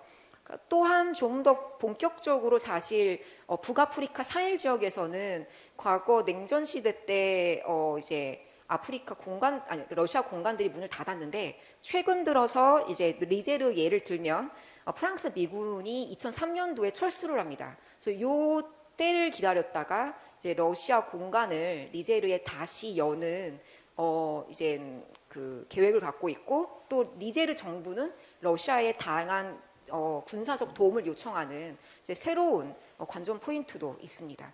그래서 경제적으로는 교수님 말씀하셨듯이 그 최근 아프리카는 이제 그 러시아는 아프리카에 원전 수출을 하고 있는데 주요 회사가 러시아 국영 기업인 로사톰입니다. 그래서 로사톰이 아프리카 주요 경제 발전이 되어 있는 특히 르완다 정부에도 좀 본격적으로 건설에 합의하면서 르완다와 좀 많은 협력, 즉 사업을 확대를 하고 있고 그리고 아프리카 광물 자원 접근 확대를 위해서 이제 러시아 군사 그 협력뿐만이 아니라 특히 말리와 군사 협력뿐만이 아니라 에너지 통신 기술, 광물 뭐 등등에서 공동 프로젝트를 지금 계획 중이고 몇 개는 지금 협력을 확인했습니다. 또 특히 2023년 상반기에는 러시아가 아프리카에 약 100만 톤의 곡물을 공급을 하면서 특히 그런 그 서방 제재로 인해서 러시아의 농산품이 해외 수출이 막힌 거를 이제 북아프리카와 사하라 이남 지역에 소진하려는 움직임도 보이고 있고요. 특히 군사적인 안보적인 면에서는 교수님께서 말씀하셨던 그런 그 바그너 그룹, 요즘에는 그런 민간 군사 기업이라고 하는 프라이빗 밀리터리 컴퍼니라고 하는 이 움직임이 중국이랑 아프리카에서 이전에는 그냥 좀 비윤리적으로 활동을 했다면 특히 러시아 같은 경우에는 이제 비밀리에 움직였던 이 민간 군사 기업을 좀 공식화시키며 이제 아프리카와 러시아의 관계 공고를 하는 중요한 수단으로 좀 활용을 하고 있다라는 게 좀 최근 들어서 많은 그 연구 논문과 신문 기사에 언급이 되고 있습니다. 그래서 좀 자세히 보면 그 좀 아프리카 내 불안정한 정권을 보이고 있는 국가들을 중심으로 러시아는 군사 및 기술 지원을 좀 본격적으로 지원을 하고 있고 특히 홍해 연안에 중심으로 그 해양 안보, 해군 기지를 설치를 추진을 하고 아프리카와 중동 지역의 군사 접근을 확대하라는 목적도 좀 본격적으로 보이고 있고요. 그래서 2023년 작년 수단과 해군 기지 협정을 완료한 상태입니다. 그래서 이제 협정에 따라서는 러시아는 수단의 군사 장비와 무기를 제공한다라는 내용이 들어가 있어서 이제 본격적으로 무기 제공도 그 협정에 따라 이제 공식화하려는 게 이전과 다른 모습이기도 합니다. 또한 그 민간 이런 PMC라고 부르는 민간 군사 기업은 이제 아프리카 안에서 수단, 특히 수단과 이 네트워크를 만들고 있거든요. 그래서 2017년부터는 금채굴 및 밀수 네트워크 구축을 좀 만들어서 군사 훈련을 같이 하고 있습니다. 그래서 이런 활동은 러시아의 국제 체제를 피할 수 있고 또한 그 군사 및 경제적 활동 영향을 러시아가 이제 아프리카 내에서 할 수 있는 동시에 이익을 받을 수 있다라는 그 장점을 보이고 있습니다. 사실 러시아가 이렇게 할 수 있는 요즘 들어서 관심사는 그 아프리카 지역 내에 있는 아프리카인들과의 그런 친밀감, 친러 세력을 키우는 건데 이를 위해서는 소프트 파워가 필요합니다. 그래서 공공 외교도 러시아가 무시하지 못한 파트 중 하나인데 공공 외교를 중국처럼 이제 좀 정치, 경제, 사회 문화에 적절하게 사용을 해서 영향력을 확대하고 있고 좀 더 보면 이제 과거 소련 시절 남아프리카 공화국의 뭐 아파르테이트 종식과 더 나아가 뭐 앙골라, 모잠비크 독립운동을 지원했다는 점을 강조하면서 뭐 반서방 담론을 좀 이렇게 강화를 하고 있다라는 게 굉장히 중요하고요. 그리고 러시아는 다자협력 플랫폼을 본인들이 아까 말씀드렸듯이 이제 러시아 아프리카 정상회의에서도 중국처럼 공공 외교를 이제 언급을 하고 있습니다. 예를 들면 뭐 경제, 군사, 교육 분야를 본인들이 러시아가 지원을 해서 이제 아프리카의 지역 발전에 도움을 준다라든지 아니면 농업 지원과 기술 협력을 강화한다라고 한다는 점도 1차 회의에서 좀 발전된 내용으로 좀 다양한 분야에서 약속을 하면서 이제 아프리카의 경제 사회적 문제 해결에 본격적으로 개입한다는 점이 좀 더 색다른 관전 포인트입니다. 감사합니다. 김민미 선생님께서 앞에서 발표한 김동석 선생님 발표한 거에 추가하고 좀 더 재미있는 에피소드와 업데이트를 해주셨습니다. 그다음에는 김태균 선생님 들어와 주십시오. 네, 원래 제가 토론이 아니었고요. 저희 옆에도 저희 센터에 계신 분이지만 저희 센터 조준하 박사님이 하시기로 했다가 지금 저희 센터에도 행사가 있어가지고 그걸 사회를 보시느라고 제가 이제 갑자기 급파됐습니다. 그래서 지금 페이퍼를 하나는 받았고 2개는 못 받았는데 그럼에도 불구하고 듣고 제가 그냥 즉흥적으로 좀 코멘트를 하려고 하고 뒤에 저기 마상현 회장님 계신데 지금 옆에서 발표하신 이분이 그 외교부 지금 현재 저희가 하는 프로젝트 일부를 발표하신 겁니다. 그 내용이 상당히 좋다고 저는 판단이 들어서 흡족하시지 않을까 하는 생각을 잠깐 해보면서 제 코멘트는 굉장히 약간 큰데요. 지금 새 국가에 대한 굉장히 밀도 높은 분석을 해주셔서 너무 감사하고 많이 배웠습니다. 근데 미국의 아프리카 전략 같은 경우에는 김유원 박사님 잘 정리를 해주셔서 근데 제가 드리고 싶은 말씀은 이제 트럼프 2기가 시작이 되고 그렇게 되면 사실상 지금도 조 바이든이 아프리카에 대한 전략이 그렇게 명확하게 나오지 않는데 앞으로는 더 불명확해질 것 같고 굉장히 혼란에 빠지지 않을까 하는 생각이 좀 듭니다. 예를 들어서 2주 전에 제가 우간다를 다녀왔고 비공개 회의로 우간다 정부 사람들이 앞으로 우간다가 어느 방향으로 나가야 될 것인가에 대한 얘기를 했고 왜냐하면 이제 한국에 대한 원조 때문에 이제 저는 가게 됐는데요. 이런 얘기입니다. 그러니까 러시아하고 이제 중국이 전통적으로 우간다한테 많은 지원을 했고 특히 러시아 말씀하셨지만 러시아 같은 건 이제 밀리터리 에이드를 주로 줬고 중국은 이제 BRI 통해 가지고 이제 여러 가지 인프라스트럭처부터 시작해서 굉장히 공격적인 지원을 하고 있고 근데 미국도 USAID 통해서 굉장히 많은 지원을 했는데 우간다라는 나라가 지금도 아시겠지만 사우스 서밋에 지금 의장국입니다 올해. 그래서 많은 지원을 했는데 트럼프가 만약에 집권하게 되면은 USAID가 줄 수 있는 원조량이 줄 거 아니냐라는 전제하에 우간다 정부가 러시아, 중국 쪽에 어느 쪽으로 더 가야 될 것인가에 대한 굉장히 큰 퀘스천이었습니다. 그리고 한국은 과연 어떤 방식으로 지원을 할 수 있을까 뭐 이런 얘기였는데 중국에 대한 신랄한 비판을 비공개 회의이기 때문에 그런 것 같아요. 엄청난 비판을 들었습니다. 뭐 구속서 원조 시작해서 신제국주의다 등등 더 이상은 우리 일반 사람들이 중국을 좋아하지 않는다. 근데 러시아도 마찬가지 그런 반응은 있었습니다. 그래서 앞으로 저희가 전체적으로 볼 때, 그러니까 정부가 러시아 원조든 아니면 뭐 중국의 원조든 중국과의 외교 관계든 그걸 굉장히 환영하는 분위기가 있다라고 해서 실질적으로 이게 지속 가능할 것인가에 대한 얘기는 좀 고민을 해봐야 된다는 측면에서 말씀을 좀 드리고 싶어요. 그러니까 정부와 일반 주민들이 느끼는 거는 굉장히 다를 것이다. 그래서 이게 차기 트럼프가 들어와서 미국의 원조가 빠지기 시작한다면 사실상 아프리카는 굉장히 혼란에 빠지지 않을까라는 생각을 좀 하면서 이제 질문 드리고 싶은 건데요. 그러니까 지금 기본적으로 아프리카 같은 경우는 다극 체제를 선호하고 있고, 그리고 트럼프뿐만 아니라 이제 미국의 중심으로 돌아가는 G7 같은 경우에는 뭐 리버럴 인터내셔널 오더를 계속 이제 주장을 할 거고요. 그리고 굉장히 그 소다자주의라고 할 수 있는 뭐 G20 AU가 들어갔고, 브릭스 플러스 지금 확장하고 있고요. 사우스 서밋도 지금 엄청난 규모로 지금 확장되고 G77 그대로 받아서 지금 많은 영향력을 발휘하고 있는데, 이러한 그 확장 일로에 있는 다국화 체제에 미국이 과연 어떤 식으로 이거를 반응할 것인가가 저의 큰 퀘스천인데, 예를 들어서 프로젝트 2025가 나왔잖아요. 헤리티지 재단에서 만들었고, 지금 트럼프 이게 결국 어떤 인수위에 관련된 페이퍼들인데 그 그대로 받기로 공식화했기 때문에 제가 프로젝트 2025에 들어가서 봤더니 앞으로 한 두 가지 정도는 이 글로벌 사우스에 대한 전망이 나오더라고요. 특히 아프리카에 대한 얘기들이 나오는데, 첫 번째는 다자주의에 별 신경을 안 쓸 것이다라는 예상을 했고, 아마 그렇게 될 것이다라는 게 프로젝트 2025의 전망입니다.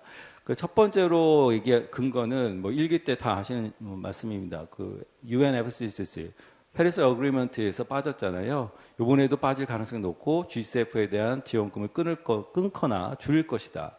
그렇다면 그 다자질서를 다음 해가 캅30죠. 캅30가 브라질에서 열리거든요.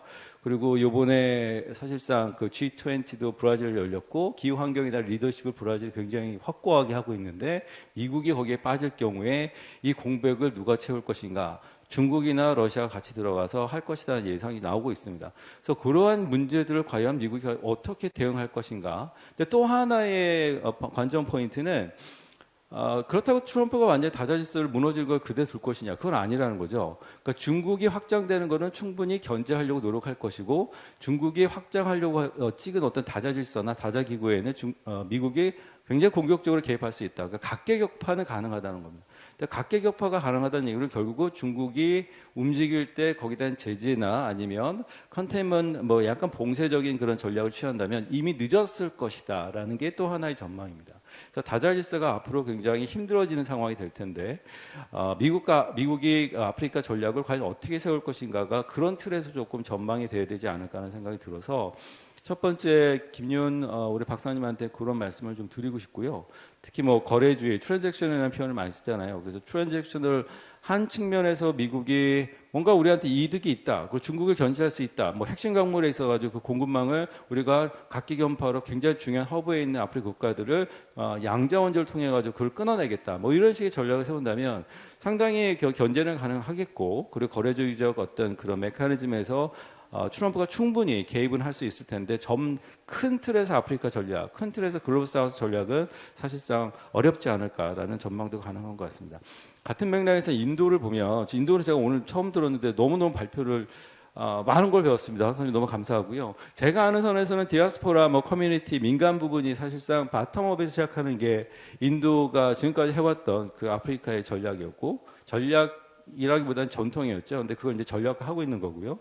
중국 같은 경우에는 국영기업, 그 국가주도, 사실 탑다운 방식으로 아프리카에 들어갔다고 우리가 어떻게 약간 모델화 할 수 있다면, 제가 궁금한 거는 이런 겁니다. 그 모디 총리가 10대 원칙을 발표했고, 그리고 그 중에 중국 견제를 위해서는 한국이나 인도가 협력할 수 있다는 말씀도 해주셨고요. 자원 확보라는 하나의 케이스를 우리가 예를 들어서 핵심 광물이라고 한다면, 그러면 미국과의 연대도 사실 가능한 게 아닌가 하는 생각을 해볼 수 있고, 그래서 모두의 말씀은 미국 케이스 말씀드렸던 트럼프가 특정 허브 지역의 핵심 광물의 중국 견제를 위해서는 양자 원조로 굉장히 공격적으로 들어갈 수 있다라고 한다면, 인도도 사실상 큰 하나의 파트너가 될 수 있을 것 같고 더 나아가서 한국도 마찬가지인 것 같습니다. 그런 방식의 상갑협력이라는 것이 굉장히 좀 활성화되지 않을까라는 앞으로는 인도와 한국과 관계, 인도와 아프리카의 관계 그게 다양하게 말씀 주셨잖아요. 뭐 모리셔스는 투자가 90% 이상 된다, 타타 등등의 이제 기업들이 이미 진출했다고 하는데 인도도 아마 어느 정도 관심이 있을 것 같습니다. 그 Voices America, Voices the Global South나 등등을 플랫폼을 이미 만들었고 그 중에 중요한 파트너가 아프리카이고 그리고 중국을 견제하려고 하는 모습은 여러 군데서 나타나고 있습니다. 그래서 뭐 BRI를 공식적으로 인정을 안 한다거나 뭐 쿼드에 가입했다거나 등등의 깔아놓은 플랫폼이 있기 때문에 사실상 한국과 인도, 미국, 큰 틀에서 미국까지 같이 갈 수 있는 그런 약간 전략들이 좀 필요하지 않은가라는 생각을 들어서 말씀드리고요. 마지막으로 러시아에도 마찬가지로 많이 배웠고요. 이미 뭐 이거 우리 김 박사님이 다 말씀을 주셨기 때문에 제가 크게 말씀드릴 건 없는데 한 가지 빠진 건 우리가 미국과 인도와 러시아 세 나라를 지금 다 같이 비교하자면 지금 중국 팩터가 빠져 있는 것 같아요. 러시아 케이스에서. 그러니까 러중 관계가 아프리카에서 어떻게 벌어지고 있는가가 궁금하고요. 아프리카에서 중국이 어떤 방식으로 러시아와 관계를 맺는가에 따라서 사실 아프리카 국가들의 외교적 선택도 바뀔 것 같고 그리고 전략적인 어떤 이해관계들이 계산법이 달라질 것 같습니다. 그래서 이 하나의 여러 가지 포뮬러가 가능하겠지만 중국 팩터라는 거 좀 넣어주셔서 설명을 좀 해주시면 어떨까 싶습니다. 그리고 또 하나는 비동맹주의 말씀하셨는데 근데 제가 느끼기에는 아프리카 국가들이 더 이상 비동맹주의를 하고 있나? 라는 생각을 갖고 있고 굉장히 거래주의적이다. 그리고 그거는 냉전 이후부터 계속 그렇게 진행되어 왔던 것 같아요. 그리고 다양한 방식의 플랫폼을 만들어가고 있다는 것이 비동맹이 아니라 이제 다동맹이라 얘기를 하잖아요. 그 non-aligned가 아니라 multi-aligned라는 표현이 더 지금 인도는 공식화 시켰고 그 많은 국가들은 그렇게 따라가고 있다는 것이죠. 그래서 다양한 국가와 동맹을 맺을 수 있다. 그게 왜 비동맹으로 가야 되는 것인가? 근데 결국은 같은 표현일 수도 있다는 그런 학자들도 있습니다. 다르게 얘기하면 큰 틀에서 해칭 전략이 아닌가? 그러니까 어떻게 리스크를 분배할 것인가에 대한 하나의 전략으로서 러시아와도 협력할 수 있고 중국과도 협력할 수 있는데 전통적으로 러중이 아프리카의 개별 국가에 깊숙이 들어와 있기 때문에 중국 팩터를 우리가 논하지 않고서는 러시아가 과연 어떤 방식으로 계속 갈 것인가에 대한 평가는 조금 부족하지 않을까 생각이 들어서 굉장히 간단한 그 지적들만 드렸는데 그 포인트를 한번 설명해 주시면 큰 도움이 될 것 같습니다. 네, 이상입니다.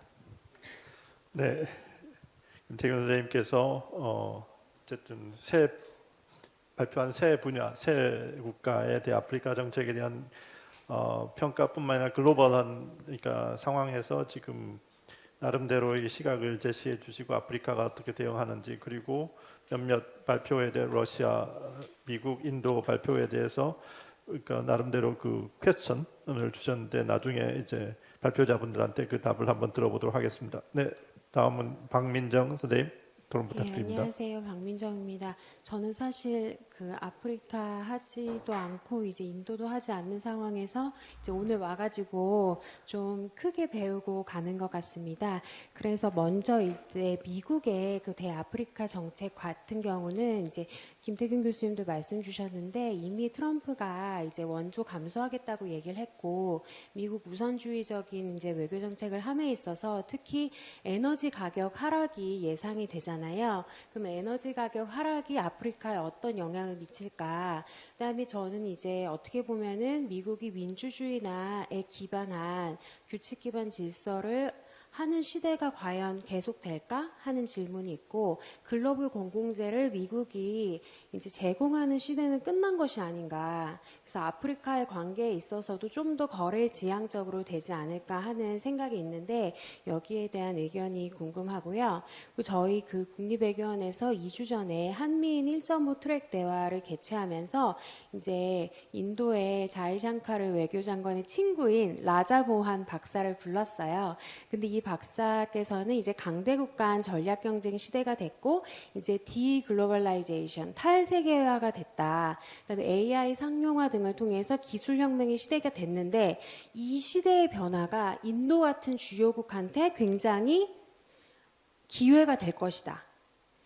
근데 인도는 이 상황에서 조금 더 국제 질서의 유지와 안정을 위해서 부담을 이제 버든 쉐어링을 미국과 같이 할 것이다. 이런 입장을 되게 분명하게 펼쳤고요. 여기에 있어서 한국과의 3자 협력을 원조 분야뿐만 아니고 뭐 에너지, 광물 분야에서도 한국과의 3자 협력을 희망하고 있는 것 같습니다. 그래서 인도 또 하나 볼 거는 지금 아프리카 대륙에 있어서 중국, 러시아, 인도 간에 어떻게 보면 경쟁 구도가 있다고 생각하거든요. 그 최근에 그 카잔에서 개최된 브릭스 회의에서 너무 많은 국가들이 관심을 보여가지고 지금 러시아, 중국, 인도가 다 고무된 상태인데 그 안에서는 누구 때문에 우리가 흥행을 했냐 그거 가지고 약간 헤게모니 싸움이 있다고 해요. 그래서 러시아가 지금 우크라이나 전쟁 등으로 인해서 자기는 외교적 고립을 경험할 거라고 생각했는데 웬걸 그게 아니고 굉장히 많은 국가가 브릭스 파트너 국가로 참여하고 싶다. 지금 알제리, 나이지리아, 우간다가 이미 파트너 국가 지위를 얻었고, 지위를 이제 신청을 했고, 에티오피아, 이집트가 이제 얻은 거 그런 상태이기 때문에 좀 더 많은 국가가 이제 브릭스에 관심을 가지지 않을까 싶습니다. 그래서 저도 이 김동숙 교수님께 어떻게 보면은 이제 러시아하고 중국 관계가 우크라이나 그 전쟁 상황에서 조금 달라졌잖아요. 어떻게 보면은 푸틴은 시진핑이 자신을 충분히 도와주지 못한 것에 대해서 서운함을 갖고 있고 또 동시에 중국이 너무 부상하는 그 G2 시대가 되는 것에 대한 견제가 있기 때문에 그 시각에서 러시아를 보는 게 아프리카를 보지 않을까 싶고요. 그다음 또 러시아에서는 글로벌 사우스라는 표현보다는 글로벌 마조리티라는 표현을 더 최근에 선호한다고 해요. G10 정도 빼고는 다 우리 편이다. 이렇게 이제 보고 있기 때문에 근데 또 이 브릭스의 중추 국가인 세 국가가 러시아 같은 경우는 많은 분들 말씀해 주신 것처럼 반미, 반서방 그 이데올로기로 이제 협력을 맺고자 하는데 인도하고 중국 같은 경우는 그건 아니거든요. 비서방 정도이기 때문에 그 약간 다른 개념을 가지고 아프리카하고 협력하는 방식에도 차이가 있지 않을까 하는 생각이 있습니다. 그래서 그 다음에 저희 인도 발표하신 그 박사님께는요, 김용식 선생님께는요, 그 인도 정부가 자꾸 한국한테 자기네들이 주장하는 인터내셔널 솔라 얼라이언스에 계속 가입하라고 주장을 해요. 근데 박사님이 보시기에는 왜 인도가 이 얼라이언스에 이렇게 공을 들이는 건지, 뭐 한국은 정말 가입할 필요가 있을 건지에 대해서 질문을 드리고자 합니다. 감사합니다. 박민정 선생님, 그러니까 코멘트와 질문을 주셨는데 이제 좀 잠시 후에 세 분 발표하신 분 선생님들께서 답이 있을 것 같고요. 그러면 이제 시간이 좀 있어서 플로어에 이제 여쭤보겠습니다. 혹시 그 발표한 내용이라든가 당연히 아프리카라든가 이외에 뭐 여기 발표한 뭐 미국, 러시아, 인도의 외교 정책에 대해서 다들 관심 있으실 것 같은데 혹시 질문이나 코멘트 있으시면 주십시오. 우리 회장님께서 오늘 오늘 그래 점심도 아프리카에서 온 분들과 하시고 또 오늘 한아프리카 재단, 한아프리카 재단이랑 MOU도 맺고 그래서 사실은 그 국제정치학회의 그 다양성, 특히 이번 올해 그 회장님께서 강조했던 글로벌 사우스의 부상이라든가 그런 거에 대해서 아프리카에 사실 영향력이 좀 큰데 그거에 대해서 우리 학회에서도 관심을 가져주셔서 진짜 고맙게 생각하고 뭐 질문하실 게 없으신가요? 다른 분 혹시 질문 있으신가요? 네, 그러면 저도 사회자로서 사실은 원래는 참 그 아프리카를 연구하는 학자로서 감회가 큰 한 해입니다. 그 기억하시겠지만 올해 6월달에 한아프리카 정상회담에 겹쳤고 우리가 초대했던 아프리카의 48개국 대표단이 왔습니다. 이게 상상할 수 없이 많은 한 장소에 그러니까 남한에 그렇게 많은 그러니까 국가들의 대표들이 온 것도 그렇고 이제 그러니까 원수급 국가 원수급은 33분이 오셨습니다. 그래서 아프리카 정치를 전공하면서 한국에서 이런 일이 있으리라고는 꿈에도 생각지 못했는데 이게 있었는데, 또 어제는 그 한아프리카 재단에서 매년 하고 있는 서울 다이얼로그 온 아프리카라고 SDA라고 해서 거기에서 발표를 했는데, 이제 항상 그 아프리카를 연구하는 사람 입장에서는 아프리카는 이제 유엔에서 가입한 나라만 하면 54개국이라고 하고 아프리카에 있는 사람들 55개국이라고 합니다. 그러니까 55개국을 포함하고 있는데 원 플러스 아프리카, 오늘도 마찬가지로 미국이 대아프리카, 러시아의 대아프리카, 인도의 아프리카 진출. 사실 아프리카는 엄청 많고 지역적으로도 북아프리카와 사하라 이남 아프리카는 문화적으로도 역사적으로 되게 다르고, 또 사하라 이남 아프리카 중에서도 동아프리카, 서남, 중앙아프리카로 나뉠 정도로 되게 넓거든요. 그래서 사실 아프리카에, 그러니까 우리가 지난번에 그 한아프리카 재단에서 그러니까 한 아프리카 정상회담에서 그래도 아프리카에서 긍정적인 평가를 받은 거는, 보통 아프리카 플러스 원 정상회담하면은 바이레터럴한, 그러니까 미팅이 별로 안 이루어집니다. 날짜도 짧고 워낙 뭐 미국에서 하든 중국에서 하든 뭐 인도에서 하든 러시아에서 하든 바이레터럴보다는 그러니까 멀티레터럴로 그냥 큰 테이블에 앉아서 이렇게 얘기하는 걸로 끝나는데, 한국은 바이레터럴, 그러니까 그래도 우리 대통령이 시간을 잡고 방문해준 그 33개국 수상들이랑 다 바이레터럴 미팅을 했다라는 거예요. 그만큼 그 아프리카에서 원하는 거는, 그 아프리카 국가들도 사이즈도 뭐 나이지리아나 남아공, 뭐 이티오피아 큰 나라도 있지만은 뭐 루안다, 그러니까 부룬디 같이 아주 작은 나라들, 여기 모리셔스 같은 경우에는 섬나라거든요.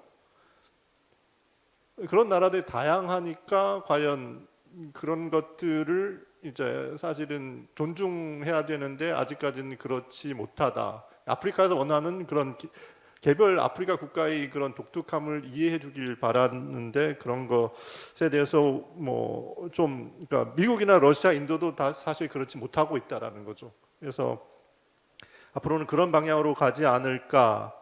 또 한 가지는 미국, 그러니까 중국, 러시아, 인도 그랬는데, 사실은 지금 그러니까 중국이 되게 어그레시브하게 아프리카에 진출하고 있는데, 그것들은 과거, 그러니까 2000년대부터 시작해서 2015년까지는 그러니까 해외에 대중국 투자가 엄청 많았기 때문에 거기에서 그 달러들을 이제 밖으로 배출하지 않으면은 인플레이션으로 이루어지거든요. 그래서 중국의 그런 그 아프리카에 대한 진출을 되게 적극적으로 할 수 있고, 러시아 같은 경우에도 오일 머니였죠. 사실 푸틴 때 러시아가 한동안 잘 나갔을 때. 그런데 지금 러시아 우크라이나 전쟁, 중국도 지금 경제 상황이 되게 안 좋아서 과연 이들이 지금까지 아프리카에서 했던 정책이 계속 이어질 것인지, 오히려 미국은 트럼프가 아프리카에서 관심은 없지만 이제 리소스 자체는 되게 크고, 물론 USAID가 ODA를 줄인다고 하지만 미국은 그것보다는 사실 오히려 프라이빗한, 그러니까 넌 가버먼트 오거니제이션에서 아프리카에 대한 원조가 사실 더 큽니다. 볼륨으로 따지면은.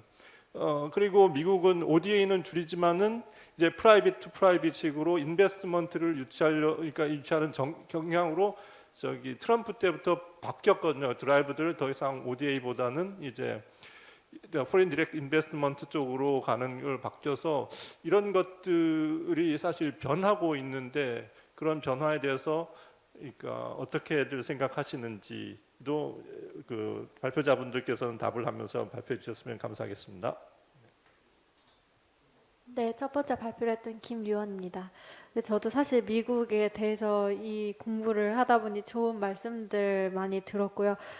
사실 저 생각하지 못했거나 이렇게 할 수 있구나 하는 거를 지금 토론에서 많이 배웠습니다. 그래서 특별히 막 뚜렷하게 제가 어떤 클리어한 답변을 드리기는 사실 좀 어려울 것 같은데, 그냥 저의 의견을 하나 정리해서 좀 말씀드리면, 그 박민정 선생님과 또 우리 사회자이신 조원빈 교수님께서 말씀하신 거를 종합해봐서, 앞으로 이제 결국은 미국의 정부가 변하면서 어떻게 대아프리카 정책이 변할 것이냐, 이게 사실 가장 화두인 것 같아요. 그래서 아까 그 선생님께서들도 말씀을 주셨지만 글로벌 공공재 제공 시대가 끝나는 것이 아니냐 이런 우려도 있고, 그다음에 원조가 줄어들면서 앞으로 어떻게 될 것이냐 하는데, 이제 저의 전문적인 그 분석이라기보다는 좀 의견에 가깝습니다. 그래서 제 생각에는 발표 내용에도 있고 많은 분들이 지적해 주셨듯이 이해관계에 이제 집중한 관계 구축이 아무래도 예상되고요. 저는 개인적으로 이제 미국의 공공재 제공이 이전이 우리가 알던 그런 시대처럼 이루어지기는 사실 어렵다고 생각을 합니다. 특히 트럼프 정부에서는 그것이 굉장히 어려울이라고 예상을 하는데요.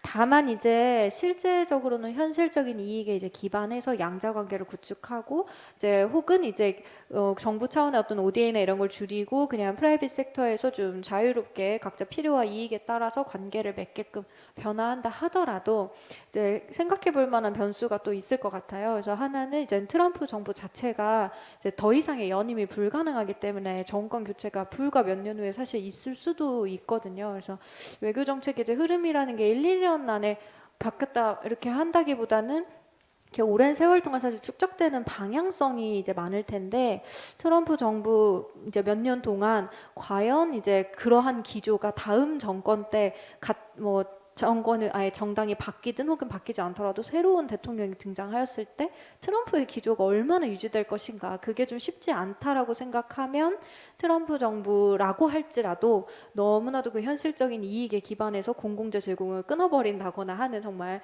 극단적인 미국의 소위 세계에 관여하는 정책을 지나치게 축소하는 그런 좀 강경한 정책은 어렵지 않을까. 그런 면에서 이전과 같은 공공재 제공의 역할은 못한다 할지라도 그렇게 우리가 특히 아프리카에서 과격한 축소를 목도할 것까지는 않다. 그래서 요 변수가 좀 있지 않을까 생각하고요. 또 다른 거 하나는 어쨌든 미국이 전 세계에서 소위 말하는 단일 패권을 유지하기 싫어진다 할지라도 본인의 세력까지 축소할 의도는 절대 없을 것이기 때문에, 그럴 때 이제 명분 혹은 정당성의 근거로서 민주주의나 어떠한 이런 안정, 뭐 이런 자유, 이런 가치 단어 자체를 포기할 것으로 제가 생각하지는 않습니다. 그래서 이런 것들이 좀 덜 강조되거나 조금 후순위로 밀리거나 혹은 수사학적으로 남게 되더라도 이런 거를 아예 포기 혹은 아예 이렇게 언급을 안 한다거나 하진 않을 것 같아요. 그래서 미국의 다양한 변화가 예상되지만 또 그럼에도 불구하고 사실 또 근본적인 변화는 없지 않지 않을까. 그게 사실 저의 의견입니다. 네, 감사합니다.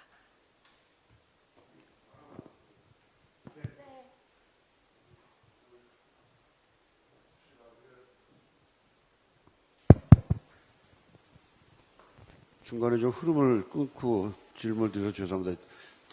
조금 전에 사회자님께서 물어보셨을 때 하셨어야 되는데, 우리가 그 아프리카에 대한 주요국의 그 정책을 사실상 리뷰하고 있는 패널로 알고 있는데요. 그래서 우리는 어떻게 해야 될까, 아프리카에 대한 정책이 어땠으면 좋을까 하는 그 말씀도 좀 돌아가면서 한 말씩 해주시면 좋을 것 같다는 생각이 들어서 한번 요청을 해봅니다. 우리 회장님께서 간곡하게 부탁을 하는 거라.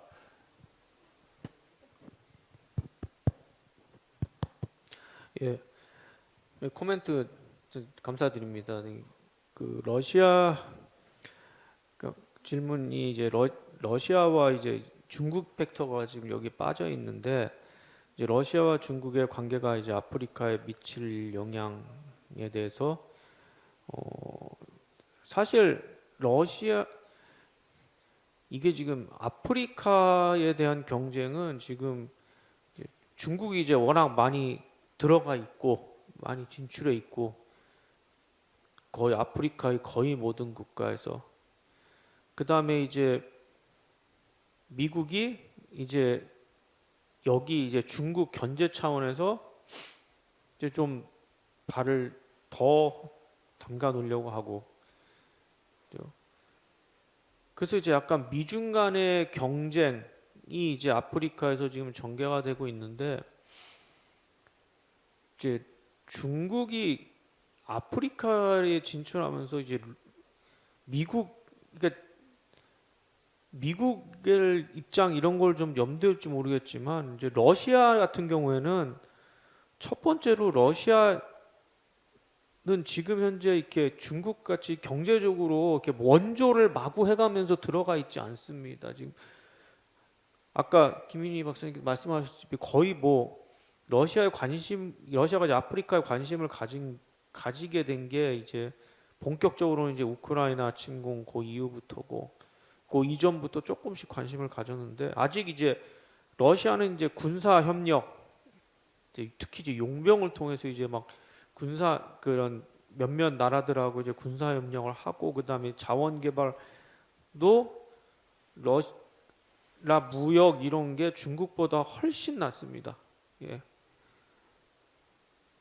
그렇기 때문에 중국이 아프리카에 진출하면서 이제 미국은 이제 미중 간의 경쟁이 이제 글로벌하게 전개가 되니까 이게 보는 거지 러시아의 그런 거를 견제를 할 단계는 아직 아닙니다. 예. 그 정도는 아니고 만약에 러시아가 정말 구소련 시절 같이 이제 냉전 시기 같이 막 그렇게 부상을 한다면 중국이 이제 견제 차원에서 뭘 하지 않을까?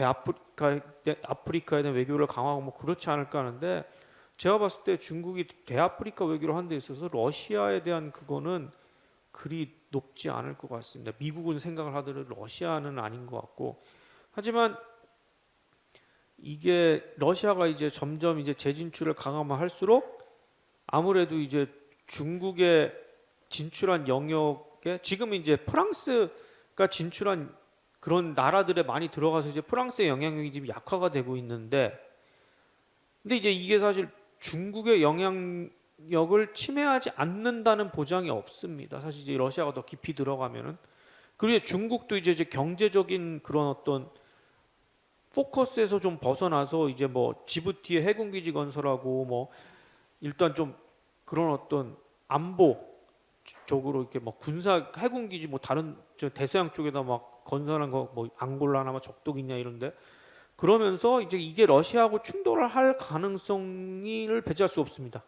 그렇기 때문에 이제 그런 때는 이제 좀 그런 긴장을 러시아와 중국 간의 긴장이라는 건 나올 수 있겠지만 지금 현재로서는 이제 중국에 있어서 러시아는 이제 중요한 팩터는 아프리카에서 중요한 팩터는 아닌 것 같고 두 번째로 이제 김태형 교수님 말씀하신 이제 비동맹과 다동맹에 제 참고를 좀 좋은 말씀 해주셔서 감사드립니다. 저도 비동맹은 이제 넌 얼라인드로 하잖아. 이거는 이제 예를 들어서 우크라이나 전쟁 때 많은 아프리카 국가들이 기권을 했습니다. 그래서 이제 포지션이 뭐냐니까 우리는 어디에도 끼지 않는다. 이제 분쟁인 러시아 우크라이나 분쟁 어느 편에도 끼지 않는다. 그래서 뉴트럴.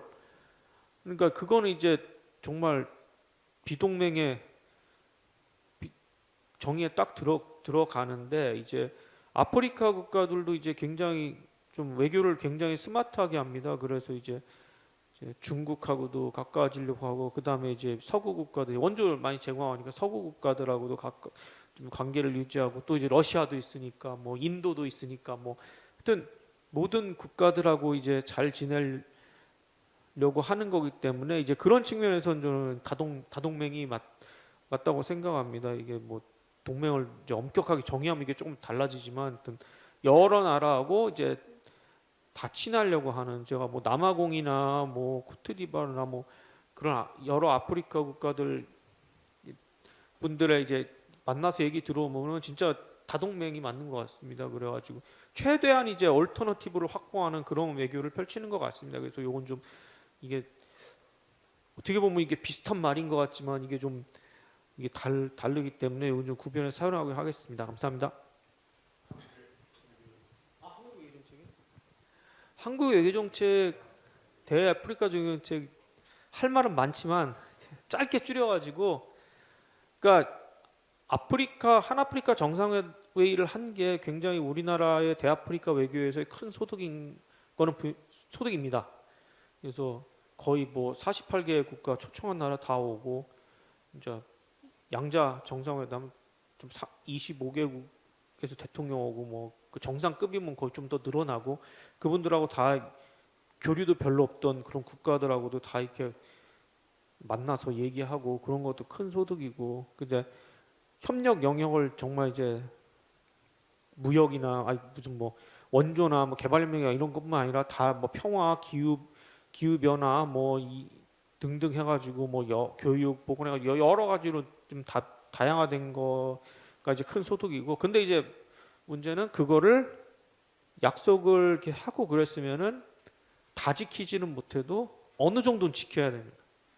그래야 이제 대아프리카 관계가 증진이 되고 있고, 그러기 위해서는 뭐 한아프리카 정상회의 뭐 4, 5년에 한 번씩 해서 이제 하는 걸로 이렇게 정례화 시켜야 되고, 그리고 정례화 시키면은 또 이제 다음 거 가려면 또 성과가 또 있어야 되니까, 그러면 이제 좀 만나야죠. 사람들 고위층 뭐 저기 정부 인사들 마구 만나고, 그러면서 이제 여러 가지 이제 뭐 프로젝트 이런 거 그 선언에 나오는 거에 맞게 이제 좀 추진을 하고, 그리고 실무자들도 만나고, 그것뿐 아니라 민간 영역에서도 이제 아프리카에 대한 이해가 높아져야 되니까 민간 영역 교류도 활성화하고 하면서 이렇게 좀 이제 좀 그런 약속도 지키고 교류도 활성화하고 이해도 높아지고 하는 게 좀 중요한 것 같습니다. 예.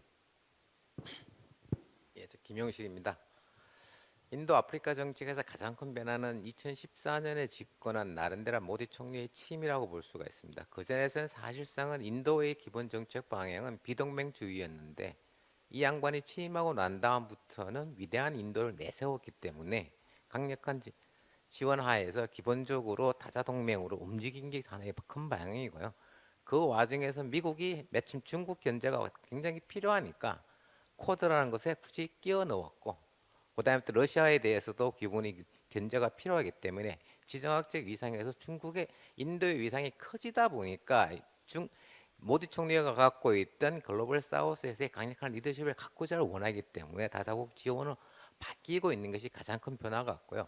중국에 대해서는 기본적으로 국경 충돌 이후에 중국에 대해서는 강력한 견제 정책이 기본 방향입니다. 최근에 들어서 시진핑하고 협력은 하고 있지만 결국에 대해서는 중국 기업에 대해서는 견제를 하고 있기 때문에 중국하고에 대해서 아프리카 정책에 대한 광물 자원의 필요성이 높아지고, 그 부분에 대해서 인도도 들어가야 되기 때문에 그 부분은 아마 들어갈 겁니다. 그리고 국제 태양광 협회에서 기본적으로는 인도하고 프랑스가 주도가 되게 했지만 사실은 집행이 안 되고 있는 부분이 있고, 인도가 태양광을 육성하겠다고 했지만 가장 근본적인 제조 역량이 딸리다 보니까 그 부분에서는 한국이 필요한 거, 거기 들어와서 같이 개발을 해서 아마 제3국 진출을 같이 하려는 목적이 강한 게 아닌가, 그렇게 생각을 하고 있습니다. 그리고 마지막에 질문하셨던 한국 정책은 기본적으로 제가 봐서 아프리카 들어갔는데 인도랑 같이 들어가서 코워크를 같이 들어가가지고 뭐 제3국을 진출하다든지 그런 부분에 대해서 같이 협력해서 나아갈 수 있는 국가가 인도라고 저는 생각을 하고 있습니다. 네, 이상입니다. 감사합니다. 뭐 토론자분 중에 또 코멘트 하실 분 있으신가요? 네. 중국이 70년대가 타자라 철도를 지원했잖아요. 본인들도 못 사는데. 그래가지고 탄자니아 이게 잠비아 연결했잖아요. 근데 2022년도에 앙골라가 사실상 중국의 원조를 받는 아프리카 국가 중에 앙골라가 최대의 원조를 받는데 2025년도에 중국을 버리고 미국의 손을 들어줬잖아요. 로빈토 회랑인가. 그래서 벨기에, 스위스 뭐 세 개 그 컨소시엄 만들어가지고 사실 그 회랑이 쭉 내려오다가 타자라고 만나게 돼 있거든요. 그 중국한테는 이거 엄청난 일인데 그걸 거부했다는 게 이게 뭔가 큰 변화였는데 트럼프가 들어오면서 그게 과연 제대로 갈 것이냐라는 게 저의 그냥 개인적인 궁금증이었어요. 그래서 혹시 아시는 분이 있으면. 제가 생각했을 때는 이제 트럼프 되고 나서 여기서 막 갑자기 트럼프 2기 때 아프리카 어떻게 될 거냐 해가지고 막 글 쓰라고 그래가지고 막 쓰고 그랬었는데, 다른 지역도 마찬가지고 트럼프가 이제 1기 때보다는 아프리카에 대한 관심을 조금 더 가질 것 같습니다. 왜냐하면은 중국 견제 차원, 중국 견제라는 게 큰 게 있기 때문에 중국이 이제 아프리카에 막 많이 진출하고 이러면은 미국도 당연히 갈 수밖에 없는데, 근데 이제 굉장히 이제 어떻게 하냐, 그런 어떤 로비토 코리도어 같은 그런 대규모 자 미국의 이 자원에 관련 이익과 이런 거에 부합하는 거는 제가 봤을 때 좀 그냥 계속 추진하지 않을까 뭐 생각은 드는데, 굉장히 이제 바이래터럴 트랜잭셔널일 것 같습니다. 그래서 뭐 아프리카 자유무역지대 이런 그런 거는 이제 신경 별로 안 쓸 거고, 이제 양자 간에 이제 무슨 뭐 무역 이런 거, 양자 간에 뭐 예를 들어서 케냐라든가 뭐 나이지리아니까 양자 간에 뭐 이렇게 그런 거를 추구를 할 것 같습니다. 그리고 굉장히 이제 계산적으로 이제 그 원조를 막 그냥 주는 원조를 막 할 것 같지는 않고 이제 뭐 네가 뭐 했으면 뭐 어떻게 해야 된다는 어떤 그런 조건을 많이 달 것 같습니다.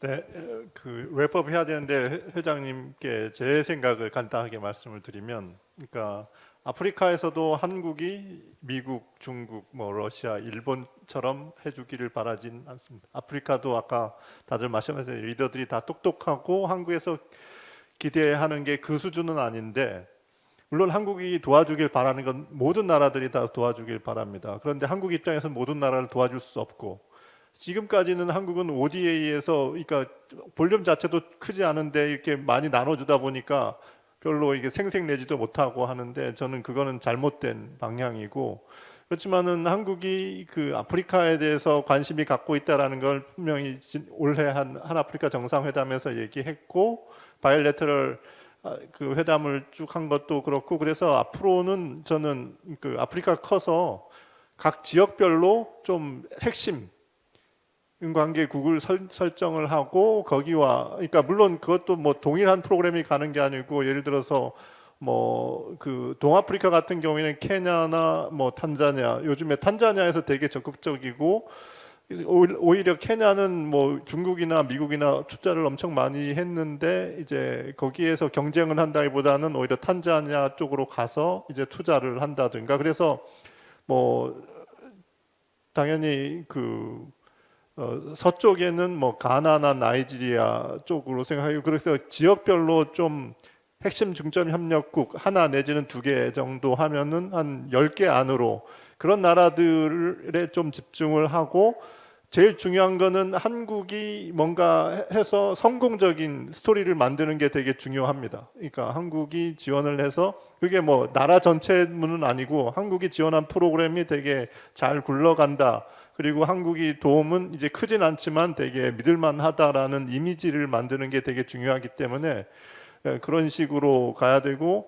또 대내적으로는 한국에서는 뭐 다른 지역도 마찬가지만은 사실 아프리카 여러 나라들이 있고, 뭐 아프리카 전문가라고 하지만은 한국에는 아프리카 전문가뿐만 아니라 각 지역별로 나라별로 전문가들 양성이 되게 중요해서 그런 그 교육 프로그램이라든가, 그러니까 뭐 우리 정치외교 학과 같은 데에서도 좀 아프리카뿐만 아니라 지역 정치가 좀 활성이 되도록 해야, 지역 전문가가 있어야 아프리카뿐만 아니라 다른 지역에도 한국이 진출하는데 제대로 된 이해를 가지고 진출할 수 있지 않을까, 네, 그렇게 생각합니다.